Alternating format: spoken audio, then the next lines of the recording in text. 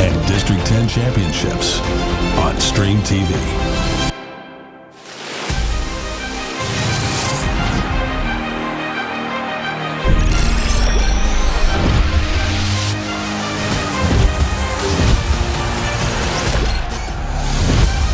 Deep. Got him. Touchdown. Got a man going to the end zone. He's there. Koval. Touchdown. Nice job with the feet. Yes. That was one good catch.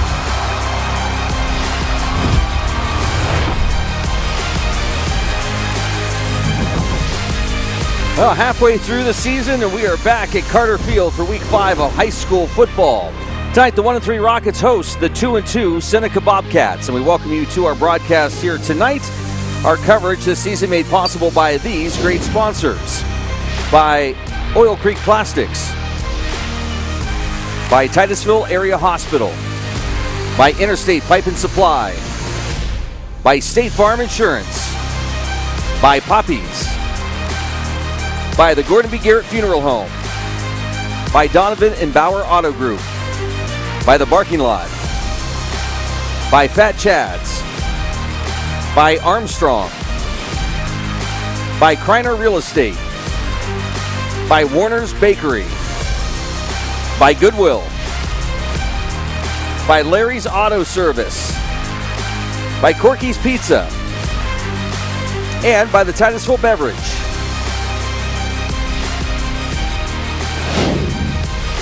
And back at Carter Field and inside the Kreiner Real Estate Warner's Bakery pregame show. And we welcome you tonight. Our crew is back and excited to be here. We've got Jim Bodemer set to bring you play-by-play action tonight. Steve Bodemer back to break things down for us. Bill McCrillis is back with us as well, and he's down on the field on the wireless mic. We'll be checking in with Bill in just a little bit. Gentlemen, halfway through the football season, Week 5 of high school football. Yeah, we didn't think it'd be quite this quick, but I guess one week goes by a little quicker than the other as you end up watching all these football games. But it's been very good. Tonight's going to be exceptionally cold compared to the other nights that we have been broadcasting. Steve, sun's out, but not doing a whole lot in the heat market. But it's going to be a lot of fun. It's a good night for football, and we take on the Seneca Ball Club. Should be a time for Titusville to hopefully change things around after 3 very difficult games. Yeah, well, you're looking for Titusville. You got to make it. You got to make a change in how you're operating here, and you've got an opportunity tonight. You're matched up pretty well with Seneca. You're not at a size disadvantage. We don't know yet about the speed. I'm going to assume going into this ball game that team speed is about the same between these two ball clubs. So it's going to come down to who executes the best. Seneca comes in with 3 strong ball players statistically. The Seabury, their quarterback, they seem to have a pretty balanced attack, Steve, and they have a Miller running back by the name of Miller that's quite good. And their wideouts can catch the ball. So it appears as though you're going to have to concentrate on Seabury, who's the leading rusher as well as their leading thrower, and Miller. So Titusville's defense is going to have to be right on the stick to watch probably the outside game, watching them warm up. Well, we talked with Coach Reynolds for our interview, and he said this is their offense is kind of an RPO-style offense. It's a run-pass option. They're not afraid to put the ball in the air, but I think they prefer to keep it on the ground. I think that's why your quarterback's your leading rusher for them. On the other side of the ball, defensively, they do some crazy things, and Titusville's going to have to adjust. All right, guys, we'll get into more of that as our pregame show continues here. About 25 minutes away from kickoff here tonight at Carter Field. Good to be back. It's a 3-week visit here at home, and then we'll spend the last few weeks on the road. It's the Rockets and the Bobcats tonight, and once again, we welcome you inside our Kreiner Real Estate Warner's Bakery pregame show. Our coverage will continue right after this. Oh, Steve, you sat down with the coach. We'll have that for you coming up. See, he's gone for 1 week, Jim. Yeah.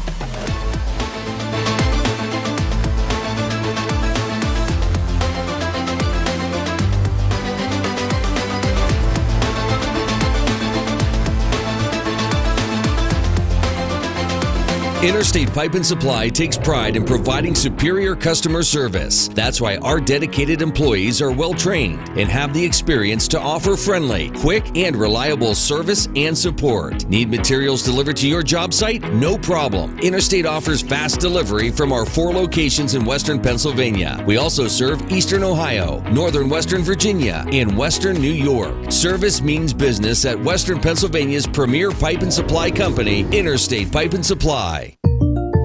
Like a good neighbor, your State Farm agent is there. And there. And now, there. Good Neighbor Connect is a secure virtual meeting tool exclusively for State Farm customers. It's simple to use, no signups, downloads, or plugins, and it helps you have the conversations you need with your agent at whatever distance you prefer. Ask your agent about meeting through Good Neighbor Connect today. Like a good neighbor, State Farm is there. Poppy's Equipment and Storage Rental in Pleasantville is committed to providing our customers with exceptional service while offering quality rental equipment. We offer competitive pricing and an array of equipment for you to get the job done and on time. Hosting an event? Poppy's can help with that too. We have tents, tables, chairs, heaters, generators, barbecues, and more. Need firewood or propane? No problem. Whether you're in construction or a weekend warrior, reach out to Poppy's about your next project needs. Poppy's Place on the Tynesta Road in Pleasantville. Hey, Joe, should I be seeing zeros? What, on our 401k? No, 0% is back. Dummy. That's right, 0% is back on select models. And you know what else is back? Our inventory. Roll that beautiful drone footage.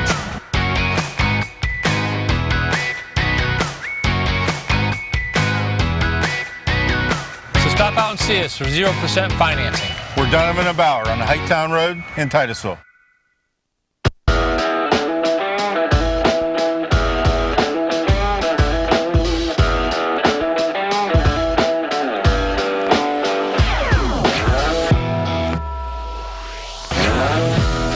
Good evening, everyone, and welcome to our Rocket Pregame Show. I'm Steve Bowman, and with me is Coach Reynolds for the Titusville Rockets. And coaches, I unfortunately couldn't make the game last week, and I guess pretty much from what I've to understand, the old adage "speed kills" was effective.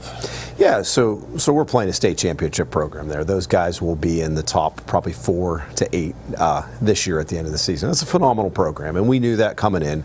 We knew playing the underdog role, there wasn't a lot to lose in that scenario, and we had some objectives we wanted to accomplish in terms of plays and things we were going to work on throughout the game. And number one, he's the real deal. I mean, we saw several times on the field where we had guys in position to tackle him, and he has an extra gear that you don't normally see on a Friday night, and you'll probably see him on a Saturday afternoon. But credit to our guys. We worked through to the end. We faced adversity in a couple different situations. We made corrections on certain things, and we came out with a few play series that we feel pretty confident about that we can build off of moving ahead over the course of these next several weeks and improve and move the ball and play some defense too. Well, that's one of the things that if you look at Meadville right now, the score against Titusville, though overwhelming, they've done that to most of the people they've played so far. The running back from Meadville, yes, I'm told he's exceptionally quick. He has that little jump cut that he uses very well too. So, yeah, speed in this game is a big deal. Tonight, Seneca coming into town. I haven't been able to see much, if anything, on Seneca. I'm assuming if I'm coaching a team coming in against Titusville and looking at past games, I'm thinking, okay, this is a team we got to run the ball on. Is that what you're going to be expecting tonight? So Seneca's a really unique program. We had a chance to go watch them play Mercier's Prep, so we've had some time on film with them. They just lost to Eisenhower, who's a very good football team right now. They're 4-0 at this point. They lost to Mercier's Prep in overtime. They went for 2 instead of 1 to send it in, and they ended up losing 28-27. The first 2 teams they beat weren't exceptional teams. They are an RPO-style spread team, so they're going to run the ball if you leave the middle open, and they're going to throw the ball if you shut the run down. They're very effective at scoring points. Generally, you're seeing them putting anywhere from 28 to 32 points on per team. So defensively, we've got to get off the field. We've got to make sure that we're limiting their scoring opportunities. In terms of defense, they are an extremely aggressive 5-2 front. They like to blitz in a variety of different fashions. almost reckless to a point where they leave some guys uncovered on the field, and we're going to have to take advantage of those situations. So if we're seeing 8 guys at the line of scrimmage within 3 yards of the ball, there's going to be some shots we're going to take when that comes up. Now, speaking of an aggressive defense that runs a 5-man front, 2 backers, that's going to leave them pretty much man on man in the secondary. Are you thinking that possibly if their blitz packages start to become effective, you're going to leave somebody in the backfield with your quarterback? So this was one of the benefits that came out of Meadville. Meadville's got a great defensive coordinator. They brought some things against us, and when we were discussing it during the game with our guys, they did some things defensively we haven't seen yet, and we just simply weren't prepared for. And so when we talked through our guys, we had to tell them, listen, we're not at this phase yet where somebody brings a boundary corner blitz to us that we have a check off. I mean, that's just not where we're at yet. But it was good because that brought to the forefront these issues so that when we face a team like Seneca that does some similar things but way more aggressive than Meadville is, even though the personnel might not necessarily be like you saw last week, it requires us to be sound in our assignments, pre-snap reads. We got to see what's coming and making sure we're making good decisions.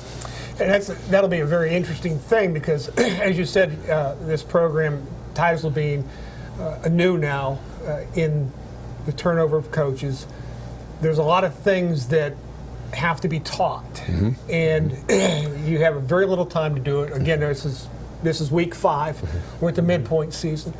At week 5, talking about that, what kind of things are you happy with your football team as far as their progression into getting into that next level?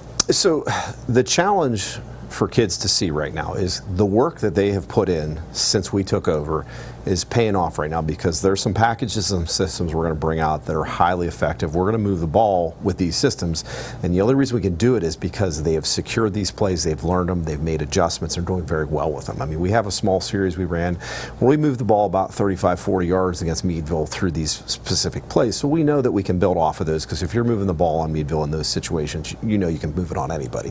So there was that benefit. I mean, our special teams, there are some areas we need to improve, but our punt team's been phenomenal. I've been very consistent as far as that goes. In terms of just coming ready to play and learn, that's another thing these guys do a really good job for. So it's really exciting coming into these next couple weeks because we've got everybody together, we've got the systems in place, the plays we need, and we just got to go out and execute. Looking at Seneca again, are you worried about speed? I mean, they're not going to have the Meadville speed, obviously. Sure. That's a rarity, particularly in this area, but is their team speed, individual speed, is that going to be an issue, do you think? The core of this team, you're going to see a spread offense with 2-and-2 sets, 3-and-1 sets, and you're going to see 2 guys in the middle. You're going to see Miller, the running back, he's a senior, and you're going to see Seabury, the quarterback. Those guys run the show. They'll run option style in the middle. You'll see either the quarterback pull the ball and run. You'll see the fullback take the ball either inside or outside. And if those things are shut down, he'll try to throw the ball on the outside. So those are really the core of that offense, and we really want to shut that down and play a physical game for them.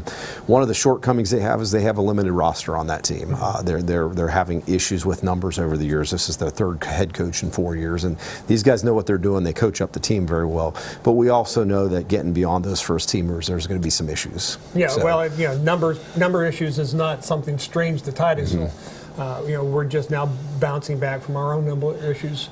As well. Speaking of special teams, our punter Mung, I thought has been one of the better punters in the area. He's done a nice job kicking the ball for us. You talk about consistency. When we talk about mental toughness with kids, being consistent, coming every week, doing more than the minimum. Cam's that guy. I mean, he literally understands the game. He asks questions when he doesn't know, and in those pressure situations, he does a nice job. So yeah, he's growing. I mean, that's a sophomore right there. You're talking about, and we like what he does, and he does a nice job for his teammates with that. Tonight, offensively, are you hoping to be able to predicate your offense on the ground game? Absolutely. Typically, it looks like most of the teams in this area want to be ground-oriented. Yeah, we still throw the ball well, and we're still going to include our screen games and our short passes because Brock does a really nice job of getting those balls out. But we're gonna combine those with the running attack as we go through, and we'll establish. We have some nice wrinkles built into that, which should be exciting to let loose on a Friday night. So. Well, there you have it. Titusville and Seneca. Titusville losing the last 3 ball games, coming in with a 1-3 record. As Coach mentioned, Seneca coming in with a 2-2 record. Should be a good ball game. On paper, these teams seem to be pretty even. There's no real outstanding front 5 for either side. So it should be a good ball game tonight. Good luck, Coach. And come on back. Titusville and Seneca tonight here at Carter Field.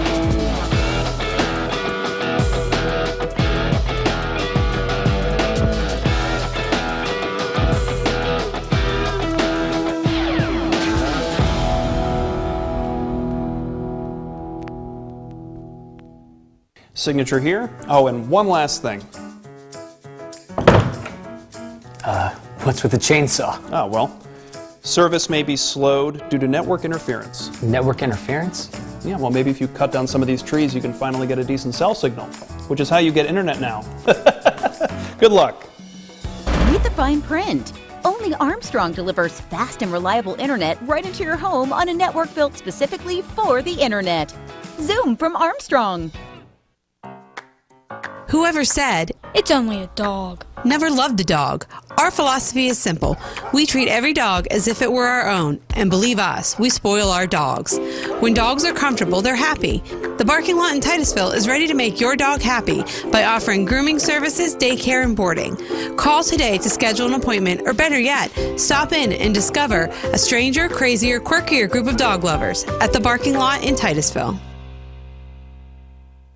Since 1965, the Gordon B. Garrett Funeral Home has been dedicated to serving Titusville and surrounding communities. Mr. Garrett believed in tradition and commitment to excellence, standards that are still held to this day. He also believed in community and making Titusville the best place to live, work, and play. When you need us, we will be there for you, providing a dignified service at fair prices. This has been our foundation for 55 years. The Gordon B. Garrett Funeral Home, 303 North Washington Street, Titusville.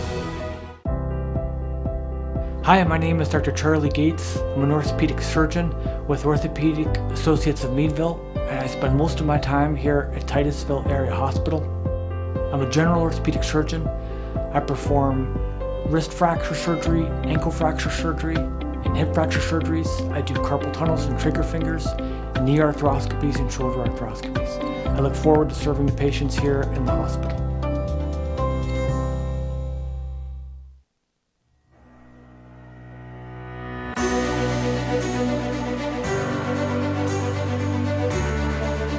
And welcome back to Carter Field. This is the Kreiner Real Estate Warner's Bakery pregame show.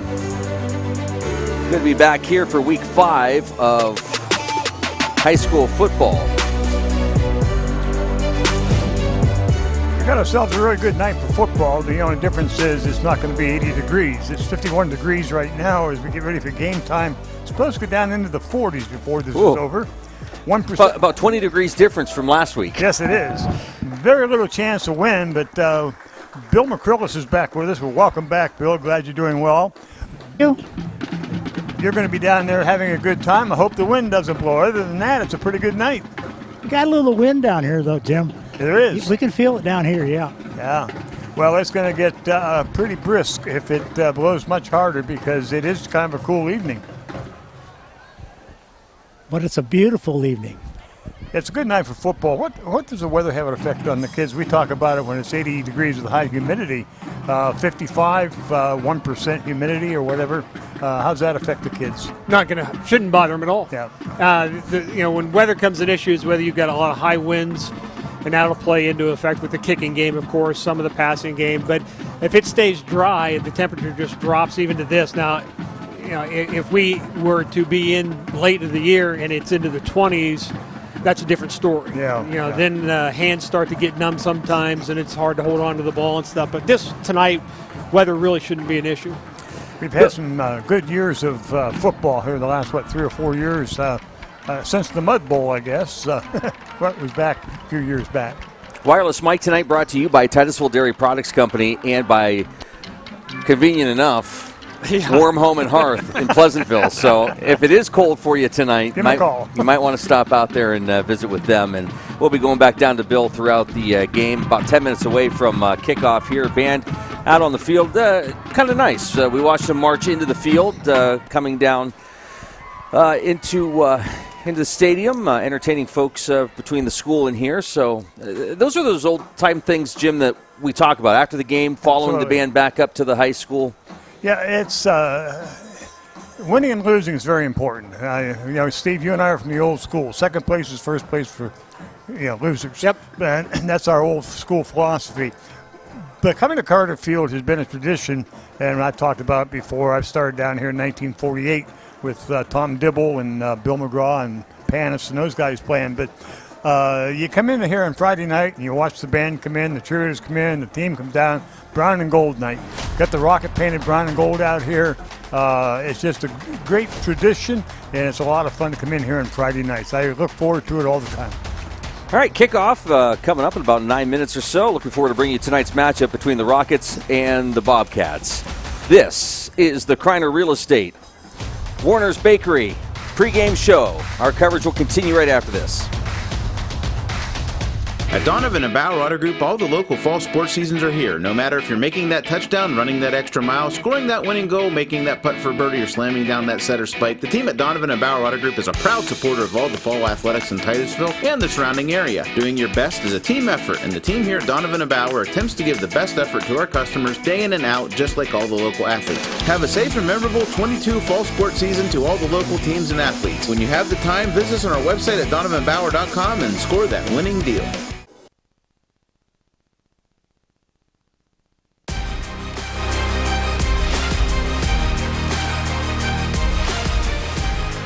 Fat Chad's Brewing is Titusville's premier dining destination, offering fine dining served with a cold beverage and great conversation. Try our oiled derrick sirloin or railroad flat iron, or how about the TPD ribeye, Louis Lip strip steak, or Fat Chad's pork steak. Our pasta entries and sandwiches are just as popular. Try the garden pasta or the Asiago chicken, or get the Rocketeer burger or fish sandwich, all served with fresh cut fries. Come in Saturday nights for Wild Game Saturdays. For good food and good times, it's Fat Chad's Brewing in Titusville.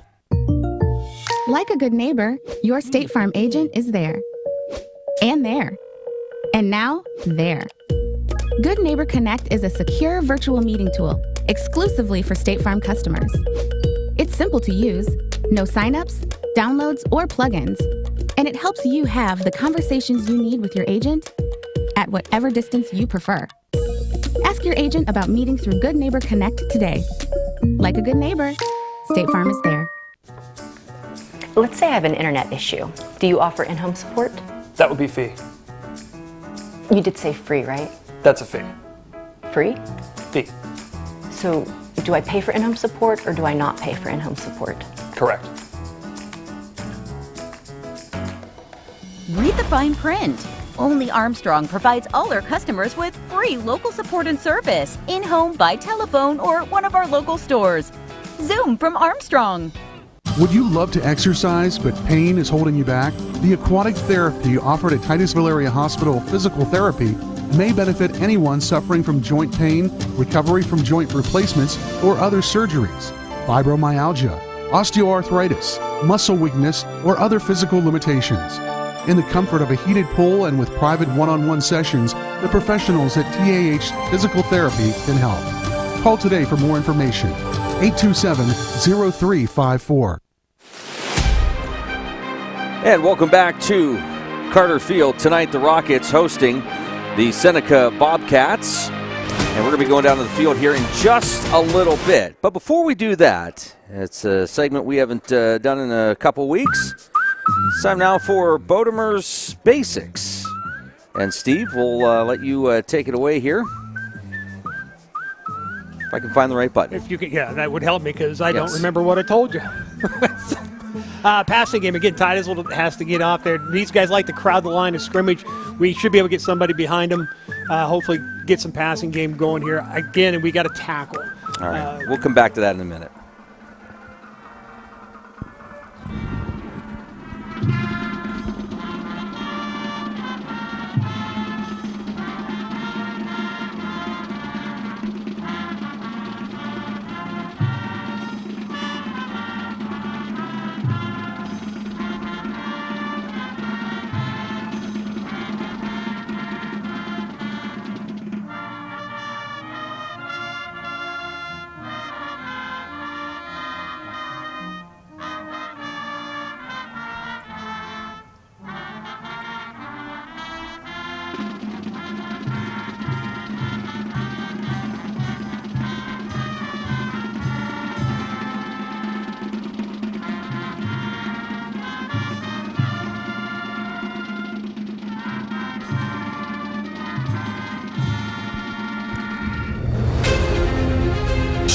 Sports welcomes you to the following presentation of Titusville Rocket Sports on Stream TV.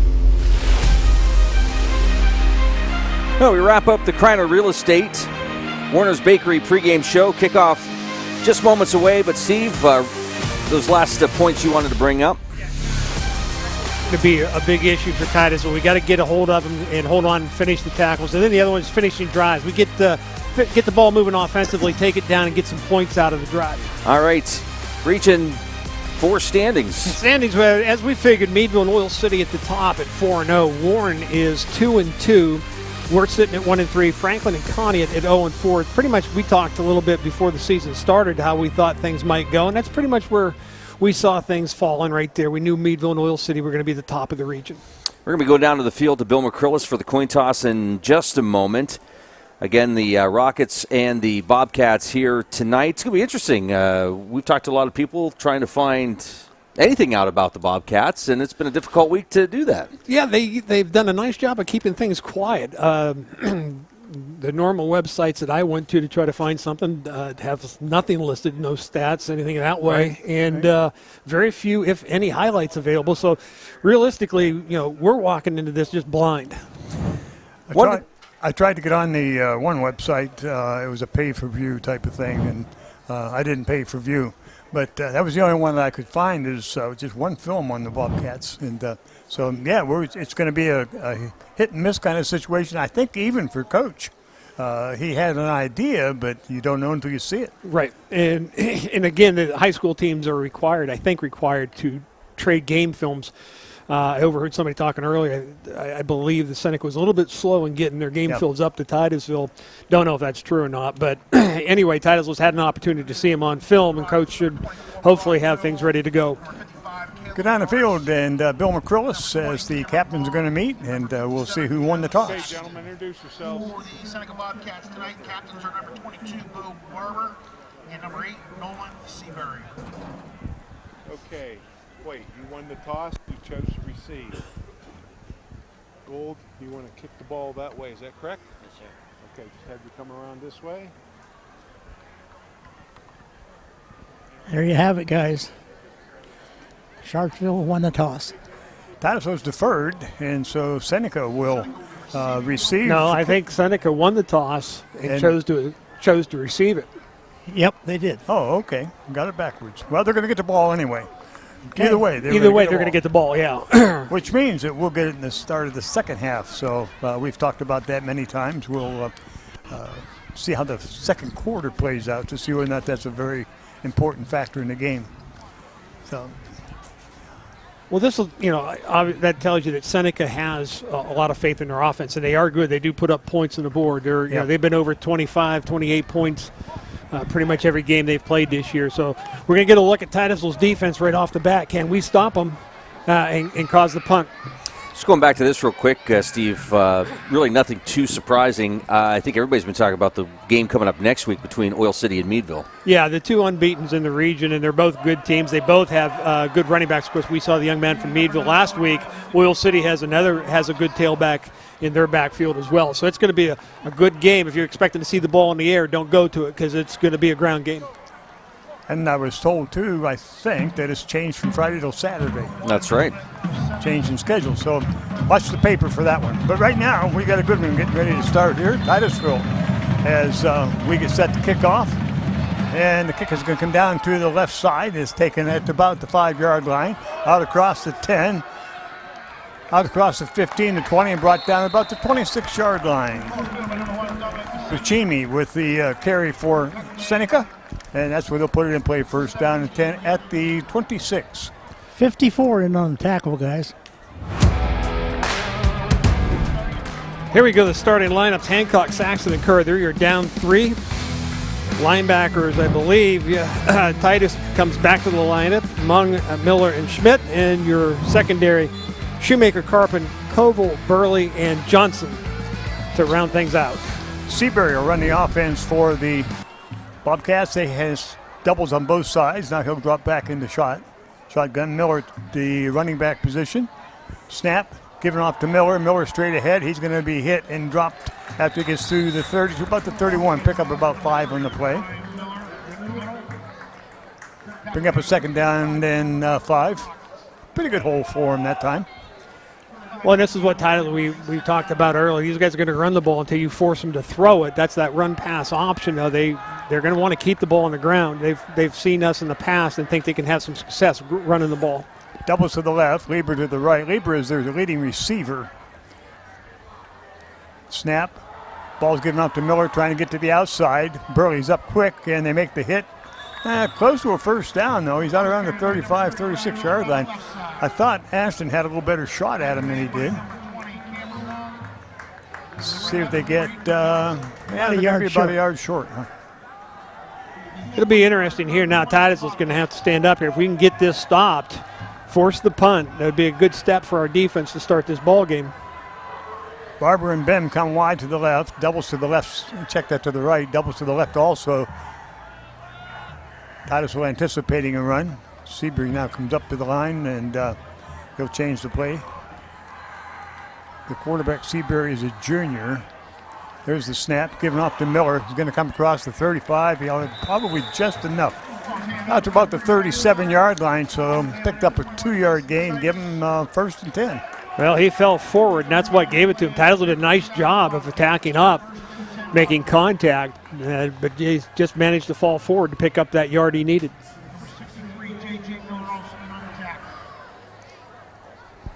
First down and 10 for Seneca.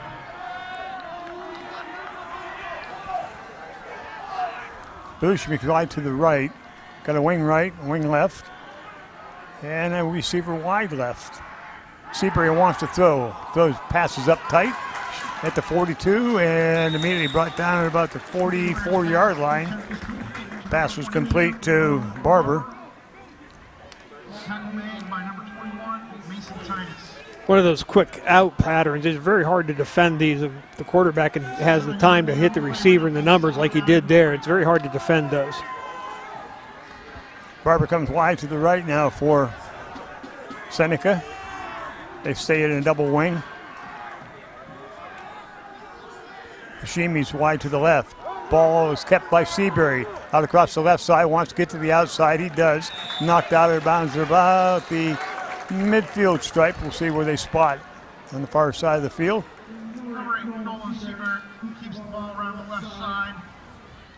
Going to be at the Seneca 49, but enough for first downs.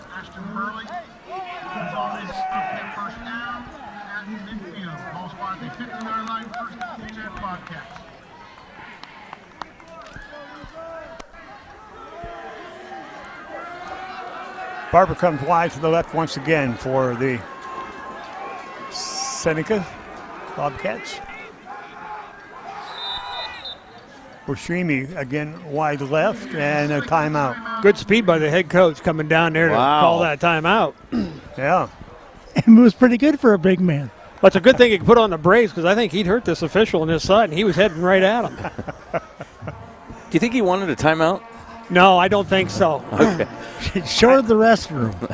I think it's short. I think he wanted clarification of something. So their first time out, moving the ball well. They picked up a couple of first downs here in the beginning, and 9:32 left to go in the first quarter. Titusville playing it pretty well. It's just a short game. I was just told that the Bulldogs scored in 14 seconds and they kicked off to start the game. They're playing cash tonight. Yeah, we'll have to keep our eye on that one and see what happens. Lieber goes wide to the left. We have doubles to the right side, the wing right for Seneca. We need to get a 3 and out here and get back on. Seabury's going to cut it up the field across the 50 down inside Titusville territory to about the 43. So Seabury picks up about 8 on the play. Well, in the pass rush here, Titusville has, they get some decent pressure coming from the outside, but there's a lot of gaps when you're just rushing 3 guys. And a quarterback does a nice job of just stepping up into it and seeing the opening, picks up 6-7 yards. Once again, double wing, wideouts on each side. Nolan Seabury, quarterback, out of the shotgun. keeps it up the middle, and he's going to pick up 1 and 2. Titusville up quickly. Flag on the play. Didn't see it on that side. Joseph Saxon did a nice job there at getting off the block, grabbing a hold of the quarterback. Looks like it's going to be against procedure Seneca. Against Seneca.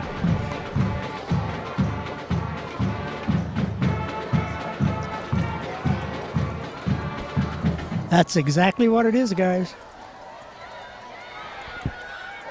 It is a procedure, so they'll lose 5. They'll bring it back to the 47 of Titus, 48 of Titusville. Okay, this might be the kind of a situation, Steve, where we got to take advantage of it. We've been playing pretty well defensively, giving them up short yardage, but they've been able to grind out the first downs. Now they got 2nd and long. Get a stop here, put them in 3rd and long. Well, this is what we were talking about. If you can get them behind on this change, get the drive stop, get the ball, see what our offense can do here. Doubles both ways for Seneca. They're going to throw right up over the middle. The pass is complete. Turns upfield. He's going to be stopped at about the 39. Check that, the 41 of Titusville. Be 3 yards short.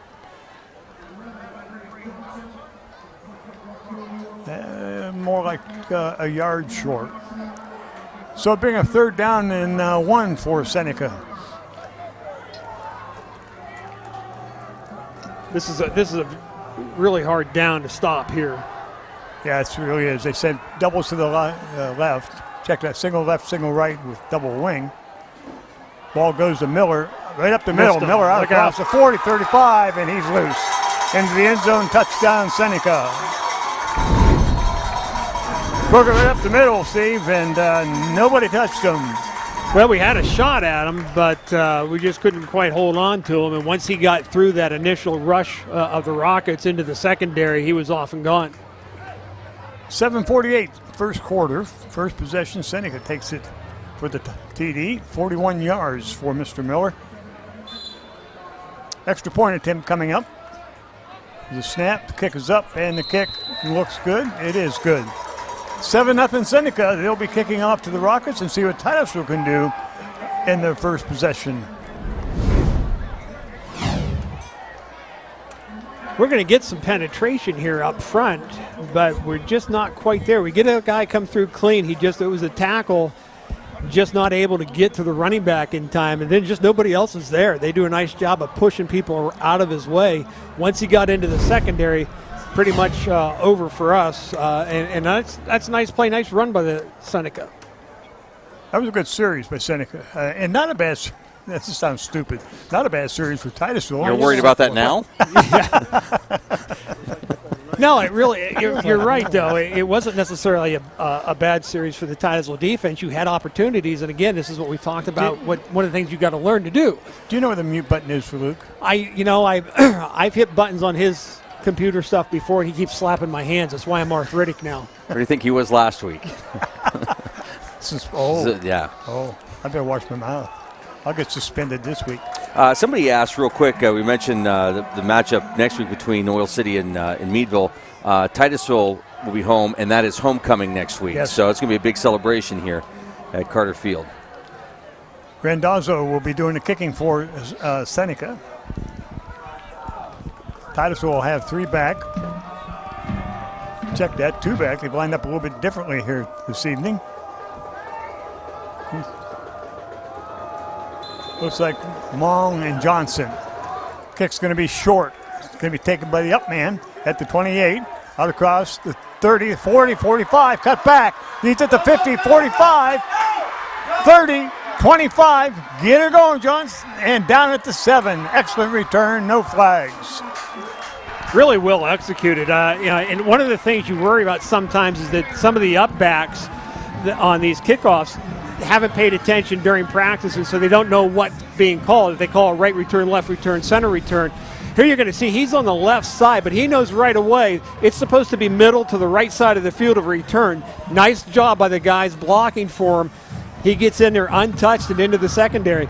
This is a good break for Titusville. Hopefully they can capitalize on it. First and goal, Rockets at the 8-yard line. As Titus comes out of the huddle, we'll have doubles to the left. We have a wing right. Cole brothers in the backfield. Brock hands it off to Jackson. Jackson up the middle, down close to the goal line, about the 2-yard line. Good job by the right side of the line. Yeah, they open up a nice hole here. He's going to come from the left. I think the guard's going to. Yeah. We'll have to run that later. Sorry. Here's your starting lineup. Your backfield: Koval and Koval, Titus, Burley, Mung, and Reeb. And the guys you're counting on up front: Hancock, Brunts, Miller, Latta, and Saxton. Second and goal from the 2 for the Rockets. Doubles to the left side. Again, same lineup in the backfield. It goes to Jackson. He's up the middle into the end zone. Touchdown, Titusville. You know the nicest thing I like about that play? It's the same play. Yeah. Same one. We got success on the first one. Let's do it again. And that's I think that's really good coaching on the part of the Rockets play call. And here it is. It's the same play. We do pull a guard. They open up and they do a nice job. The right tackle and tight end push people to the outside. The guard comes through and finishes it. And Jackson does a nice job of reading the hole. Titusville, the attempted extra point. Rib will do the honors. Snap, placement, kick is up. Kick is good. We're tied at 7 with 6:51 to go in the first quarter. Good comeback for Titusville. Good answer to the drive by Seneca. That's what Titusville needs, guys. Get that answer up there. Yeah, they do, Bill, and it was well executed. And I'm going. I have no 10 on my program. I'm going with the last week's roster. That was Johnson. That short kickoff helps. Shoemaker Carpenter is 11, and Johnson is listed as number 11. No, that's 10 is Shoemaker Carpenter. 10 is. That's what I was just told. Okay. The producer's speaking in my ear. He's spoken to yours too, but it was the deaf one, so you missed it. He thought it was somebody else calling him to come home, I think. Sign language again? I don't know what's going on up here. They shouldn't pick on old people. We'll come back and haunt them one of these days. So it is Shoemaker Carpenter. It is, yes. That's what I called. That's what you did call. I just said Johnson instead. Don't argue with him, Luke. Hit him with your cane, Jim. Oh. Now he's on me. No, you can hit him. I was going to go oink oink for Bill, but they fixed that bell. They got a moon now. All right, let's get back to football. Comes to kickoff. It's going to come down the middle. It's going to be taken at about the 10. Out across the 15, straight up the field, cuts to the left side, and nice cover by Titusville. Brought down at about the 24-yard line. Landon Wolfkill, I believe, number 14 down there, and he wasn't alone. And that's good. Excuse me. That's good hustle from these guys. They're coming from the left side, and the return is kind of the offense is left center, so they've got to come down the field and across. They take a really good tackling angle and make the stop. Hey, I just want to say, Jim Cook mentioned on Facebook that his brother Jack is at the game. He says probably the first time in 50 years. Oh, how neat. First down and 10. Seneca doubles to the right, signal to the left. Hope Jim's feeling better too. He's been under the weather some. Seabury to Miller. Miller straight ahead. Got mad at about the 32. Brought down there.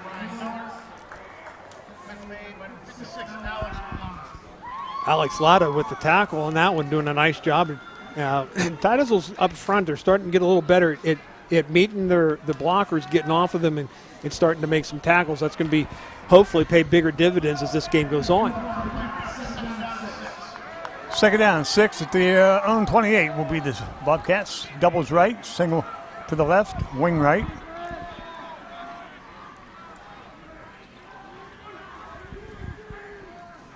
Seabury going to throw, dropping straight back, looking deep. Got a man going deep, and it is incomplete. Hit on the back of the helmet of the Titusville players, and a little bit of disagreement here. Well, I don't believe there's face guarding in high school football, so you don't have to check. You don't have to turn your head. In the NFL, that's going to draw a flag, but here it's not going to. Their receiver's going to get a step on it, and I think that Shoemaker. No, that's can't see the number here. The quarterback's looking at him all the way. Pass was short anyway. The pass was, but he doesn't make contact. He doesn't. That's Johnson. That's Johnson there. Not making contact. That's a legal play. Third down and 6. to Miller, straight ahead, and he's met at the Who come 30. in there? Nice job, 55. Well, I think that's Mason Titus, 21, coming in from the outside backer position. He closes that extremely well this time. Yeah, you're going to see him from the outside. He's going to shoot right into the middle. A couple of them. Well played by Titusville's defense. Hopefully we can get another stop like that. 4th down and 4, and it looks like they're going to try to go for it. They have doubles both ways. Well, they're going to draw him offside. He could quick kick it, too. Did Coach say that they are good at this? Yeah. Trying to draw you offsides? Trying to draw you offsides. Yeah, they're good at this. Here comes the kick. He just backed up. Yep. Short kick. It's going to go out of bounds here about the bounce backwards out of bounds at the 47, 48-yard line of. And that's why you let a punt bounce. That was 2 weeks ago. I know, but again, you can tell. I noticed that when they were warming up. Yes. The young man that's punting, who happens also to be the quarterback, he's only standing 9-10 yards away from the center. So when you saw him line up at his normal 5-yard depth, and then he backed up those 3 steps, that kind of triggers a punt. 1st down 10, Titusville at the Seneca 49-yard line. Doubles left for Titusville wing right.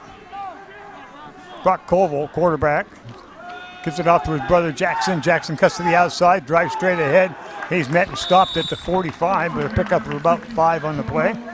Good run. Watched Harris do that last night for the Steelers, the little bit of offense we saw. Some spin moves to...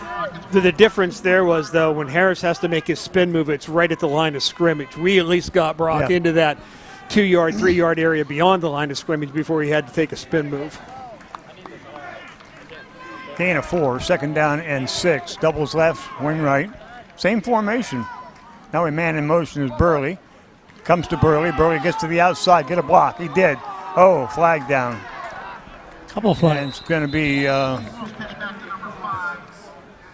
looks like a holding probably in this spot where it's called.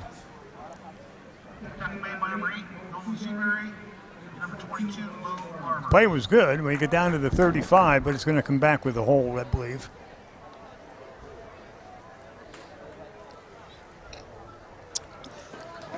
So that'll move the Rockets back inside the 50. Do we have that one? I didn't see it. But I was watching Jackson on the outside for the block on the outside.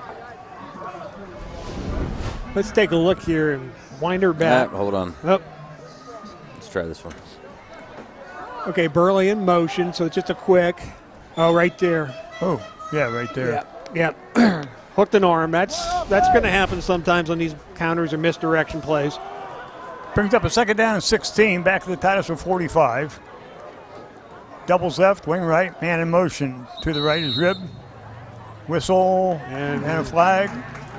Illegal procedure. Wonder if we turned up field too quick.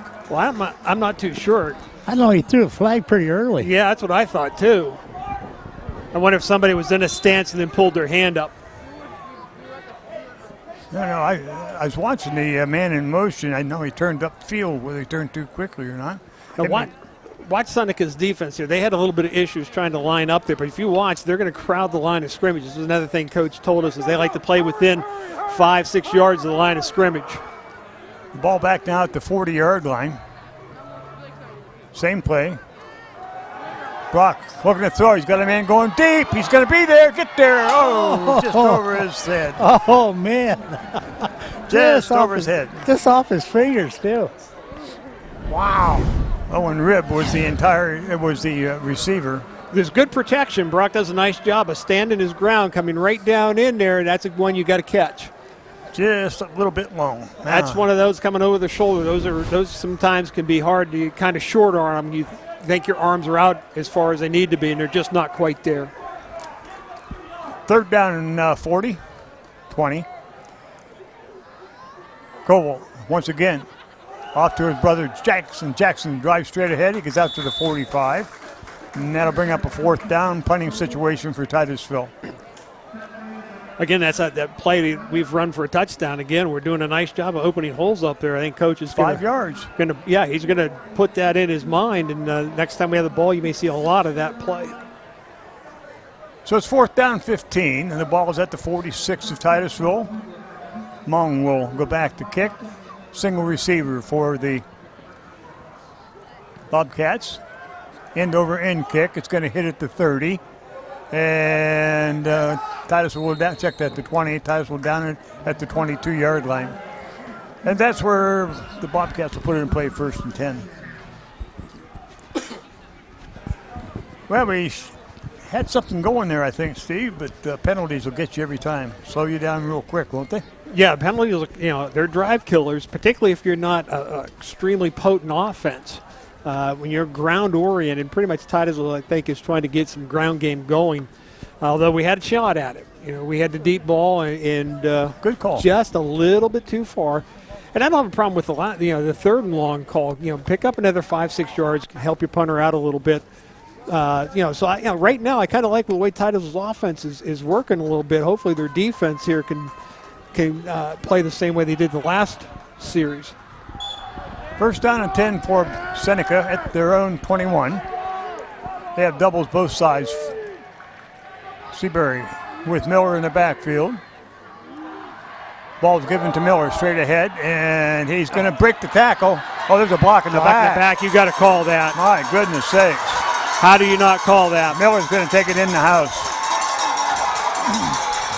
Yeah, I don't know how to not call that block in the back.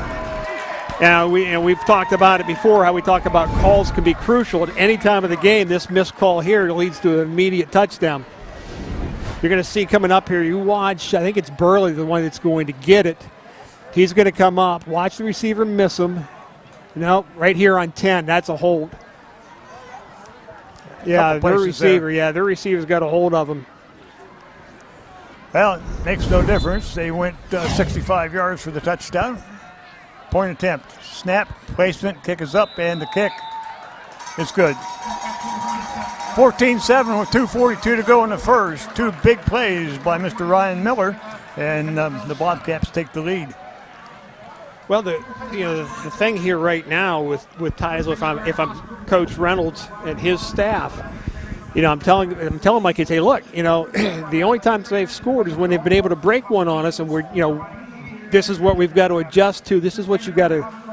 This is what has to happen to prevent those big plays. If you can do that, we're in this ball game. I think we have an advantage on these guys. We just have to stop that big play. We have no sizes for these players. That was not given to us. Miller seems to be a pretty good sized back. I'm guessing maybe in the 180-pound range. That's pretty good speed, too. Yeah, he's got decent speed. The big thing with this young man for Seneca here is to get to him before he can get going. Well, we had a hold of him last time. He's not quick. Yeah. But you're going to have to, hit him and hold on to him.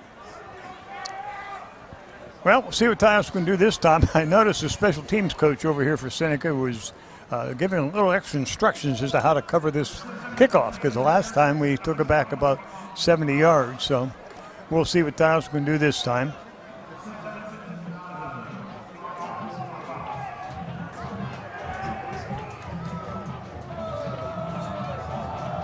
As we get set to go. There's the kick, and it's coming over to Mong. Mong's going to take it at the 15, out across the 20. Kicks to the outside, up the middle, and he's going to get out to about the 35-yard line. For Titusville will put it in play, 1st down and 10. Well, good field position out of it anyway for Titusville.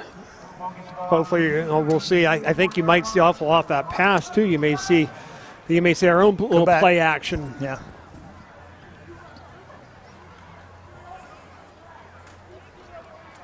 Titusville 1st down and 10 at their own 34-yard line, down 14-7. 2 big plays. Doubles to the right for Titusville, single left. Brock Colville to his brother Jackson. Cuts upfield, out across the 40. Oh, he almost got loose. Out to about the 49, close to a 1st down. With these plays that we're seeing and the running game, the way it's going right now, Titusville is gaining confidence. You can see that a little bit. Our offensive line is starting to fire off the ball a little bit better. Than that time there, they pulled both guards and lead on that play there. So, if we can keep this going, this is what we talked about, starting these drives. We got to finish them for points. Baker comes wide to the left. We have a man slot left, wing right. Koval out across the right side, cuts it up, and he's going to pick up another 4 yards off that right side of the offensive line. One of the things that Brock Koval's got to do is he's got to check his alignment. Our receiver on this side was looking at the official, making sure he was lined up on the line of scrimmage when the ball was snapped. Doesn't work. Doesn't work real well, no. That's kind of like broadcasting up here in the blind. Yes, it is. It's a lot like that. We're deaf. 2 left for Titusville. Have a man in the wing right.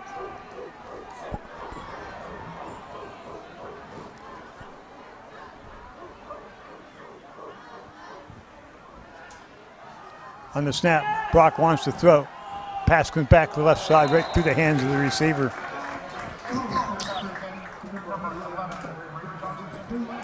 Brings up a 3rd down. Wasn't sure what that was. Well, it almost looked a little bit like Brock had a little bit of trouble getting his hand set on the ball. But when he did deliver it, it went right through our receiver's hands. So that might be a ball you just want to stick a knife into and not play with anymore. So we got a 3rd down and long. 3rd and 7 at the 47 of Titusville. The Rockets put 2 to the left side, 1 on the right.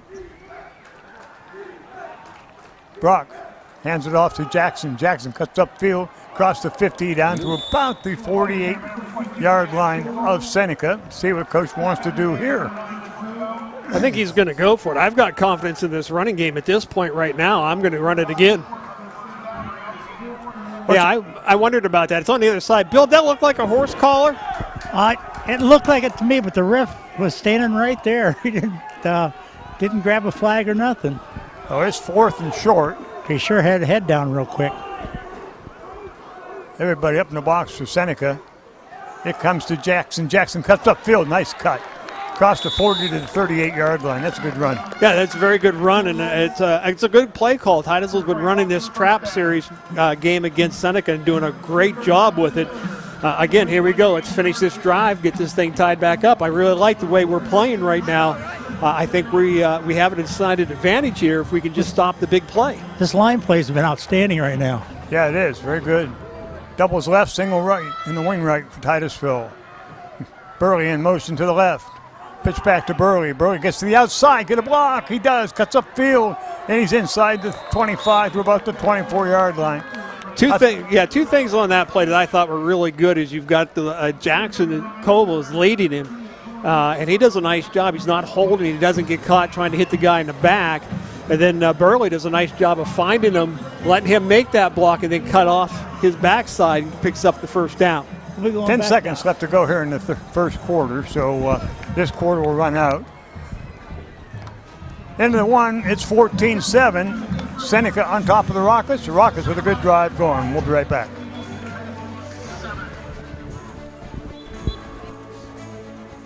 Poppy's Equipment and Storage Rental in Pleasantville is committed to providing our customers with exceptional service while offering quality rental equipment. We offer competitive pricing and an array of equipment for you to get the job done and on time. Hosting an event? Poppy's can help with that too. We have tents, tables, chairs, heaters, generators, barbecues, and more. Need firewood or propane? No problem. Whether you're in construction or a weekend warrior, reach out to Poppy's about your next project needs. Poppy's Place on the Tynesta Road in Pleasantville.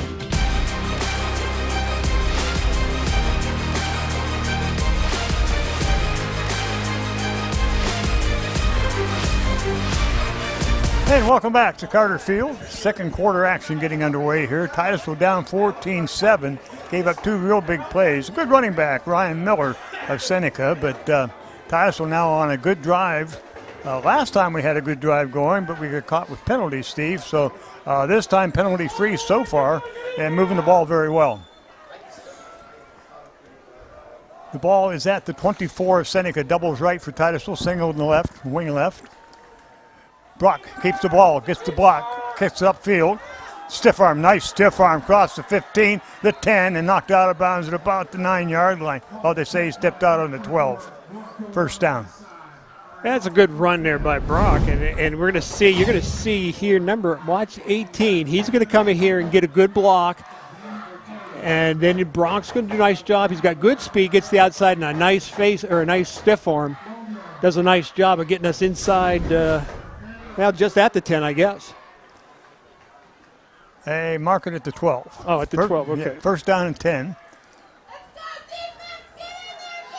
This time Ribb will go wide to the left, along with Stearns in the slot left. Koval boys in the backfield. Ball goes to Jackson. Jackson cuts it upfield. Nice cutback into the 3 and drives down. That's a nice run again by Jackson. He's having a good ball game, but he's getting some good line play too. But he's doing a nice job. Well, we're getting excellent control on the line of scrimmage. Here you can see our guards are going to pull. You can see them coming out there. Actually, now it's getting to the point where your on-play side guard is not finding anybody to hit. They're backing up. And the offside play guard, which means that the play's going to the left, it's the right guard. He's coming up, turning in, and he's picking off linebackers. And, of course, we all know Jackson's not easy to bring to the ground. Second down and 1 for Titusville for a first down. 3 yards for a touchdown. To Jackson, goes wide, cuts up, and he'll have, I believe, the first down, very close to the goal line. It is a first down, so it'll be first down and goal at about the 1 yard line for the Rockets. Again, that's we've seen a lot of this play, and and I'll give the offensive coordinator, play callers, I'll give them credit. They can't stop it. Don't stop calling it. Yep. They marked the ball now at the 2, so first and goal from the 2 for Titusville. Brock goes under center this time. Brock's going to keep it. He drives straight ahead in for the touchdown. Quarterback sneak gets the 2 yards. Titusville 14-13. Need an extra point here to tie this game up. That's a good drive. That's a very good drive, and this is what we said at the beginning. Finish your drives. You get things started. Don't kill yourself like we did the drive prior to this one with 2 penalties back-to-back. Took you out of an opportunity to keep that drive going. I've got a lot of faith in our offense right now. McDonald to hold, snap, rib the kick. Kick is up, and the kick looks good from here. It is good. We're tied at 14 with 11-10 left to go in the half. Right now, it's just a matter of can we stop that big play. If Miller. And, if we can get them in second and third and long, or at least make them. We've not yet seen Seneca put a drive together. No. They've had a run of 50, 2 runs of 50-plus yards for their touchdown. Yeah. So they've not proven to me that they can drive the ball against our defense. On the flip side, Titusville's proven on both their scoring, or on this one here, and the drive before that until they had penalties, we can move the ball in this defense. You know, if I would go far as to say is if we can stop this big play, we'll take control of this ball game if we can get up by a touchdown. Yes, I think so. Because we can control the line of scrimmage right now. If we keep controlling it continues the way it's going. Yeah. But we got to get up on them first. We got to get a 3 and out and get another score and not give up that big play you're talking about. We'll see. Titusville will tee it up. We're tied at 14.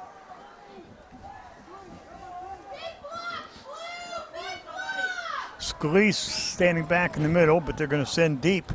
Libra on the right side, and I believe it's going to be Bashimi on the left. Kick is going to go to the left side. It's going to be taken by Scalise. Check that. Bashimi come across the right side, out across the 30. Got to get him. He's loose. He's across the 50. Breaks down inside the 50 to the 40-yard line. About the 38 of Titusville. Good return by Seneca. There's that big play again.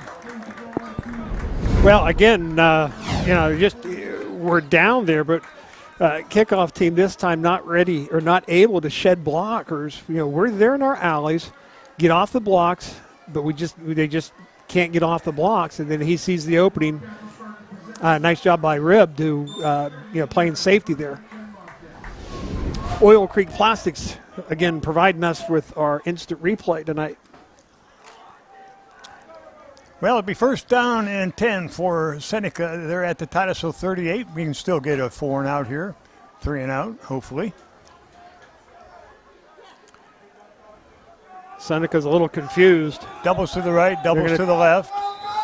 And a flag. And nope, I don't know that they got it before that. Delay a game. Cost them 5 yards. No, they're going to wave it off. They called a timeout. No, they didn't. The ball was snapped before that. We ought to have a question then as to whether or not it's a penalty or a timeout. Well, they've waved the flag off already, so they're not going to get the No. penalty call on it. But I thought they'd snapped the ball before the timeout was called. Now, the coach was calling for it before the ball snapped, but it doesn't make a difference when he starts calling timeout. It's when the official grants it. Well, they got it nonetheless. It'll be first down 10. They were late getting out on the field. And then completely confused. And then confused with the set. I would say they're going to go deep. I got 22 over here. Going to be one-on-one coverage on Barber. I think Lieb was, I'm not sure who's the far receiver is. They got a double wing, so we'll see what they do. Seabury will go back into the shotgun. Miller's in the backfield. Single coverage, we'll see what happens. And they give it to, no, Seabury keeps it. The quarterback drives straight ahead. Picks up about 3 on the play. And that no gain, I'm sorry. Stearns making the tackle. Yeah, they move it a half a yard, but we'll still call it second down and 9. And that's what you want to see out of your linebackers. If they're free, you got to react up to that. You got to see where the ball's at, whether he gives it or pulls it, and then react. Barber goes wide to the right. Carter comes wide left. Got a wing left. Again, Miller and Seabury. Quarterback is looking over the middle, throws. Pass is incomplete, too high. This is where you want him. You want him in 3rd and long. So we have an opportunity here to get a stop. Whether or not they're in 4-down territory remains to be seen. But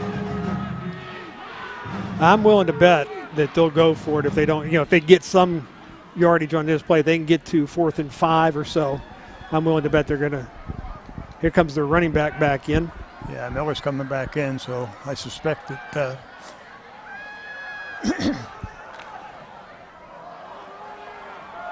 They'll send Carter wide to the left. They'll put a wide out right, double wing.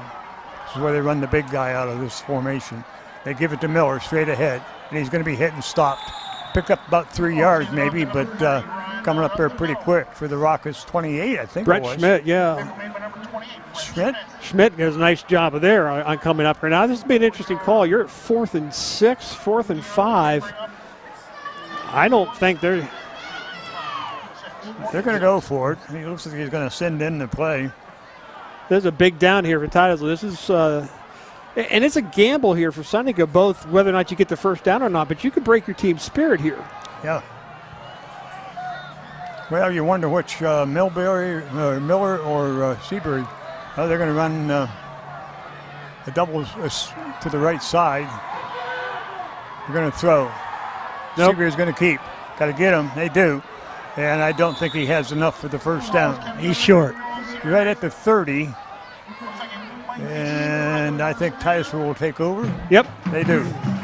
So Titusville gets the change of direction and take it over. A good play for Titusville. Now let's see if we can put together the drive. Now, yeah, if you can do the same thing you did in the last drive, go down here and get some points on the board. Again, Titusville, a nice sustained drive. You can go 9 minutes, get a touchdown, go up a touchdown at the half, and get the ball in the second half, start the second half. Stearns goes wide left and slot left. Titusville has 2 to the right. Brock Koval to Jackson. Jackson comes out across. Oh, they get pursuit's good for Seneca. He does pick up. Boy, he got more than I thought he did. Picked up about 5. Yeah, that's still, we talked with Coach Reynolds about, drives and so forth and, ground game. And I said, we've talked about it in the booth. 3 yards is a good running play. And he says, oh, absolutely. Second down 7, as he did pick up the 3. The ball's at the Titusville 33-yard line.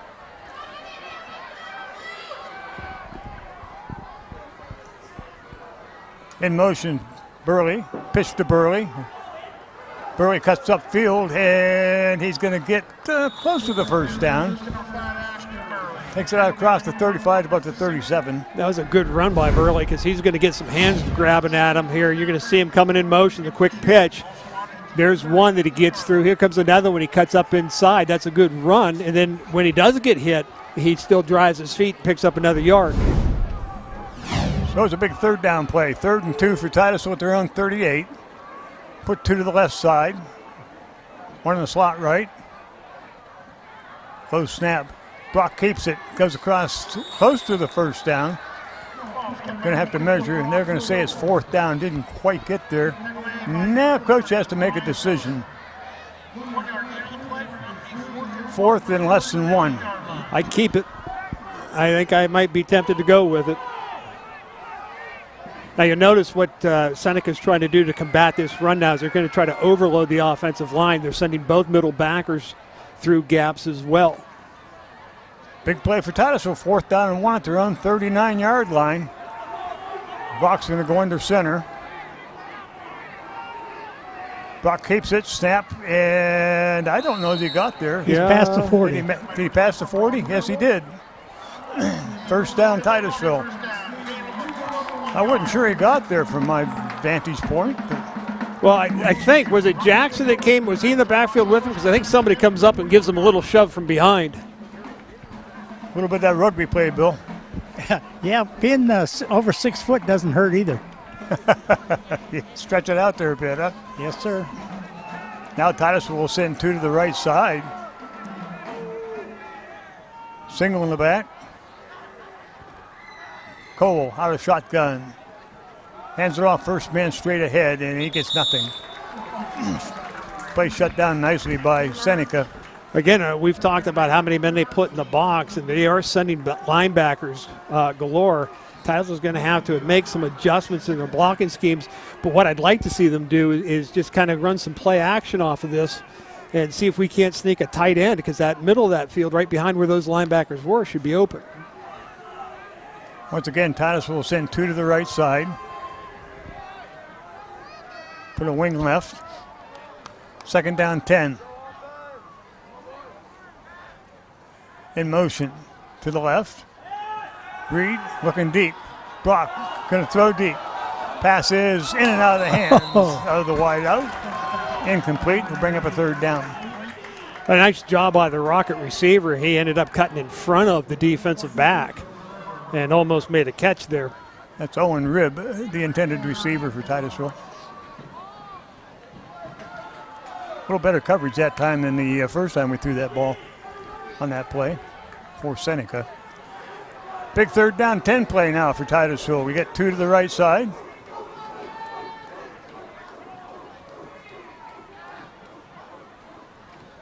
Brock looking to throw. Throws over the middle. Pass is almost intercepted. But it'll bring up a 4th down punt situation for Titusville. So unable to move it after the stop. We'll have to kick it away. You're going to see Brock just looking. This is what we talked about, that opening in the middle. And he had pressure in his face didn't allow him really to step in and try to zip that ball in there. I think if he'd done that, we might have had a completion there. But, good job by Seneca's defense. They've made some adjustments, making things a little more difficult. Lieber back to get the kick. The ball's going to hit at the 30 and go out of bounds right around the 25-yard line. See where they spot. Up to 37. Or 27. 27-yard line. Yep. So Seneca takes over. 1st down and 10 at their own 27 with 6:08 to go. Wireless Mike tonight brought to you by Titusville Dairy Products Company and by Warm Home and Hearth. And I think a lot of people will be heading out to Warm Home and Hearth this weekend. Fire that stove up. Yep. That time of year is coming, isn't it? No, it's not. It's not coming. It's here. It's here. Yeah. It was here yesterday, last night about 9 o'clock. I was going to say, my wife said, "Can you turn this thing on?" And we'd purchased one of those gas fireplaces very nice. from Warm and Hearth. I said, "No, it's only September. We're not turning it on yet." It's a game we played too, Steve. Not me. I turned my heat on a month ago. Last year we got, I think, into October. Seabury at quarterback. They send singles both sides for the Bobcats. 1st down and 10 at their own 27. Seabury gets it off to Miller. Miller coming to the outside, and he's got a whole bunch of guys after him. Brock Colville comes up along with number 20 there. Mung. I couldn't come up with the name. Yeah, Cameron Mung up there. And that's not Brock Colville. That's Nate Stearns, 18, from the linebacker position, scraping down the line of scrimmage. I'm really surprised the Bobcats coach is allowed to go out on the field as much as he is. He spends a lot of time out there, doesn't he? Yeah. I think he's just making friends. Singles both sides for the Bobcats. 2nd down and 8. That's like when you would do it from up here in the stands. Yeah, that's right. Ball's handed off to Miller. He drives straight ahead, goes out across the 30 to the 32, bring up a third down. Looked to me like Brock Middleton, a freshman linebacker, had nice penetration there to kind of clip the feet. 63? Yeah. Big down here for Titusville. If you can hold them here, I'm willing to bet they're going to punt from here. Singles both ways once again. 3rd down and 5. Quarterback Kate straight ahead, and he's not going to get there. He's not going to make it. He'll be at the 35, but it'll bring up a 4th down and about 3. 2 or 3. That's a good 3. And they're going to keep it. Gamble, I guess. Maybe try to get us offside. Yeah, I'm sure our coaches are telling our kids, do not jump. This is one where I think the same way as before, he'll try to draw him off and then he'll step back real quick for a quick kick. Bashimi, left, single to the right. Ooh, we almost went. Thought the right end here. Outside backer. Seabury. Gonna keep it. Gonna keep it. He did, and I think he's got enough for the 1st down. It depends on the spot. It's awful close. Doesn't look to me like he may have gotten it. It looks like he might be short. And he comes up limping also. He come out of the game after that. It's Titusville's ball. Titusville's ball. They didn't make it. Got there. I didn't think he got there. That's a gutsy call there. Yeah, that could be a game changer. Yeah, and I'm kind of floored by that call to begin with. I mean, you got 3 minutes here. You punt the ball away and try to make Titusville go 65, 75 yards in 3 minutes instead of going 37.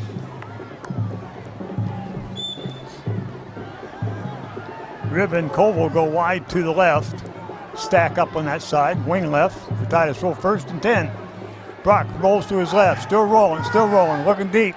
Got a man going deep. He's there. Get it. Oh, just overthrew. Just overthrew Jackson.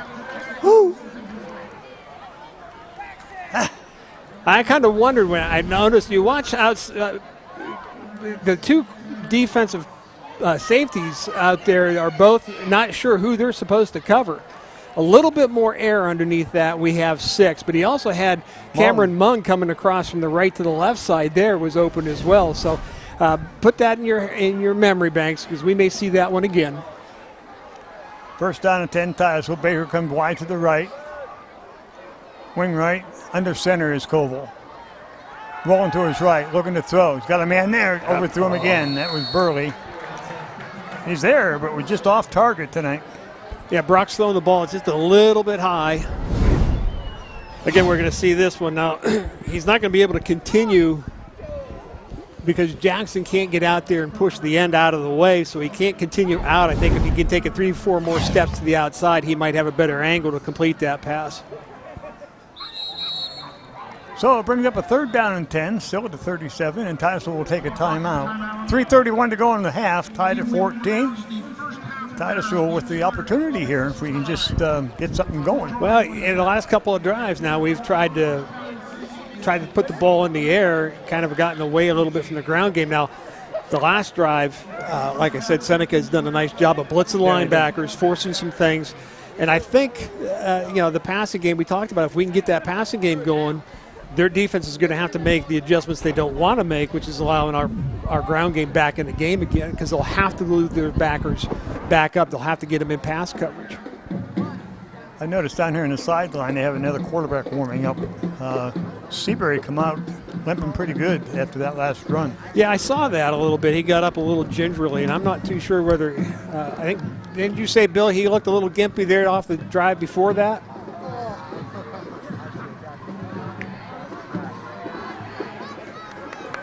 I think Bill's changing out some batteries. 3rd down and 10 for Titusville. Doubles right side for the Rockets. Need a completion here. Looking deep, still looking. Got a man deep in the end zone. Get there. He drops. Touchdown. He had it, too. Nice job by Brock. He does a nice job of keeping his eyes open downfield, and he sees them late.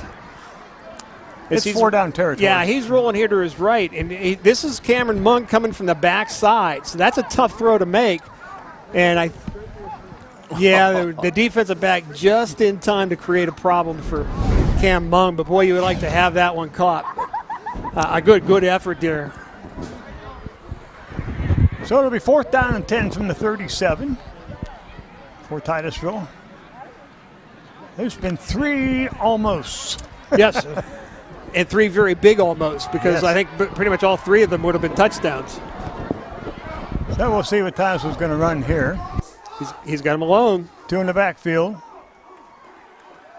Brock's rolling to his right, throws up the other side. Oh, nice play Jackson call. all by himself. To 20, 15, 10, 5, touchdown Titusville.